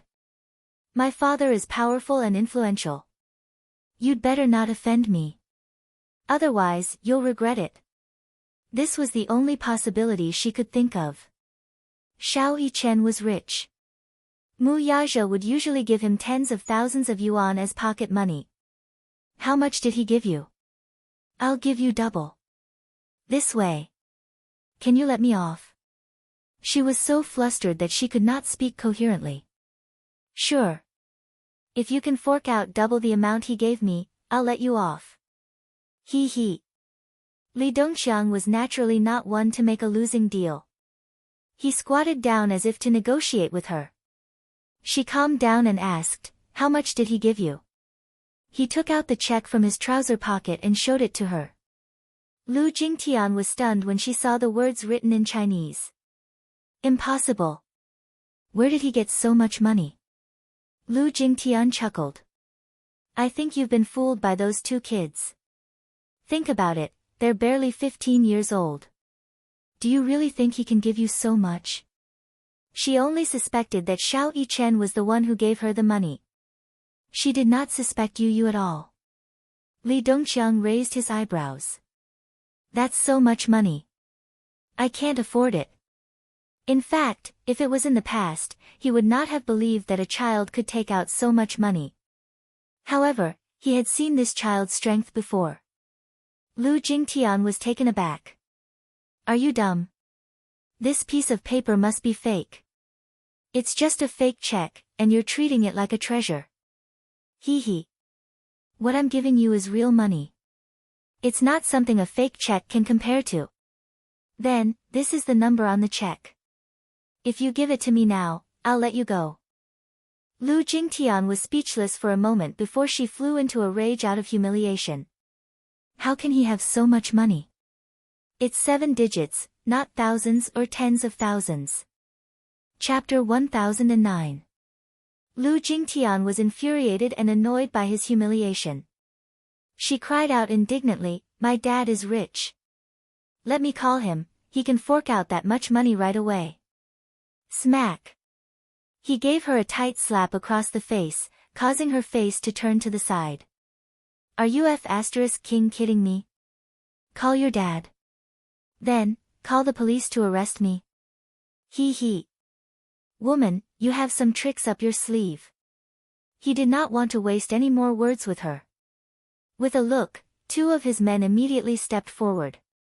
One of them grabbed her chin tightly, while the other unscrewed the bottle in his hand and poured the drugged drink into her mouth. She struggled, but she did not have the chance to resist at all. Gulp. Gulp. Gulp. Gulp. Gulp. Cough, cough. Cough, cough. Blurg, she choked badly, and the sweet drink overflowed from her mouth and nose. She raised her head with reddened eyes and glared at him. What did you make me drink? Hee hee. Don't worry, you'll find out soon enough. When the drug takes effect, the few of us won't be enough to cure you. It was the strongest drug in the black market, passion-hunting powder. The drug, which was used to deal with Yun Shishir, was now being used to deal with Lu Jingtian. A few minutes later, she felt dizzy all of a sudden, followed by a strange sensation coming from her body. Her body swayed slightly, and she felt her legs go limp. Not only that, a certain part of her body was acting up. She clamped her legs together and tried her best to hold it in as she perspired profusely. Her breathing suddenly quickened. The strange thing was that she had gulped down so much drink earlier, but her throat was very dry. Lu Jingtian was the spoiled and arrogant missy of a rich family. She had never seen such despicable tricks in society. Therefore, she thought that there was some kind of poison in the drink. It was only when she felt an inexplicable emptiness in her lower abdomen that she realized that the drink had been drugged. Lu Jingtian's chest heaved up and down. Under the constant stimulation of the drug, she felt a strange heat and her whole body went limp. The scenery in front of her eyes began to blur, and under a burst of dizziness, she couldn't even see Li Dongqiang's face clearly. She shook her head, but it did not matter if she did not shake. Instead, she fell headfirst to the ground. She did not feel much pain even when her head hit the floor. It was as if she was lying on a bed of cotton, and she felt as if she was floating in the air. She began to feel an urgent need to fill the emptiness. Gradually, she lost her consciousness and her gaze became blurry. Huff. Huff, I want. It's so hot. It's so hot. As she spoke, she giggled softly. Help me, please. It's so hot, and I feel so empty. Boo-hoo, Lu Jingtian's exquisite makeup was exceptionally seductive. Her beautiful eyes were hazy, and her face was flushed with a coquettish blush. Her red lips, which seemed to be budding, were especially seductive when they opened and closed. The drug had completely taken effect. It made her look like a delicate poppy flower that bloomed unscrupulously, almost mesmerizing his eyes.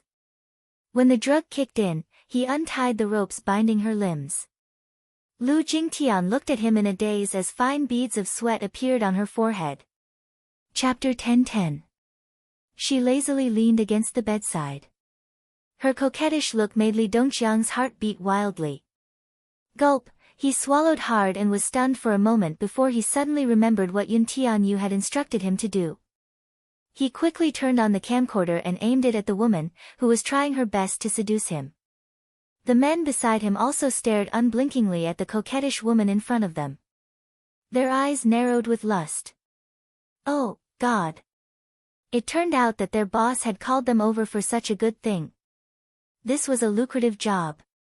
At first, they thought that it was going to be a fling. Unexpectedly, he. Li Dongxiang walked over, squatted down, and reached out to pinch her hot and flushed cheeks. She pounced on him at once, wrapped her arms around his waist, and threw herself on top of him. She might have used too much strength, for he was suddenly pushed to the ground by her. She sat on top of him, grabbed his collar, and kissed him. The scent of her expensive perfume assaulted his nostrils. She kissed his cheeks, nose, and chin as her hands impatiently tickled his body. Li Dongxiang felt his whole body heating up. This was a blessing in disguise. It was not that he had never played with women before, but compared to this woman, it was unbearably vulgar.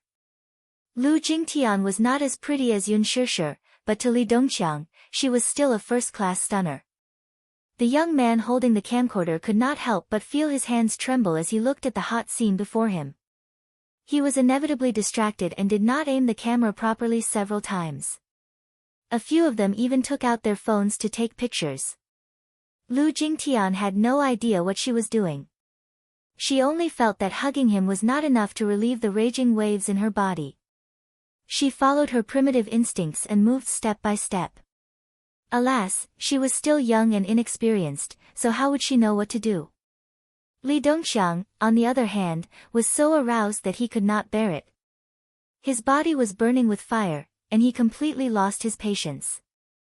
With a low growl, he flipped over and took the initiative. In no time at all, he took off her clothes. The fiery scenes were all captured by the camera. The young man on the side muttered vulgarly, "This woman is really coquettish." That eye-piercing scene was driving the subordinates who were waiting at the side crazy. However, boss hadn't finished enjoying it yet, so he naturally couldn't rush it. They had to do it one by one.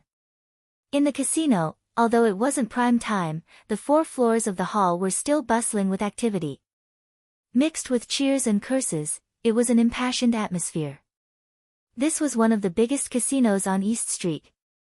People often went bankrupt here overnight. Of course, there were also some lucky people who gained great wealth. However, in a casino like this, there were very few lucky people. After obtaining a huge fortune, most people would greedily throw themselves into the next battlefield with a fluke mentality. However, after a few twists and turns, they would often end up disappointed. No matter what your identity is, be it a boss or a commoner, as long as you have money, you can walk into this treasury and bet on your life. The casino was a unique cylindrical building. The ceiling and walls were classical and magnificent, just like a luxurious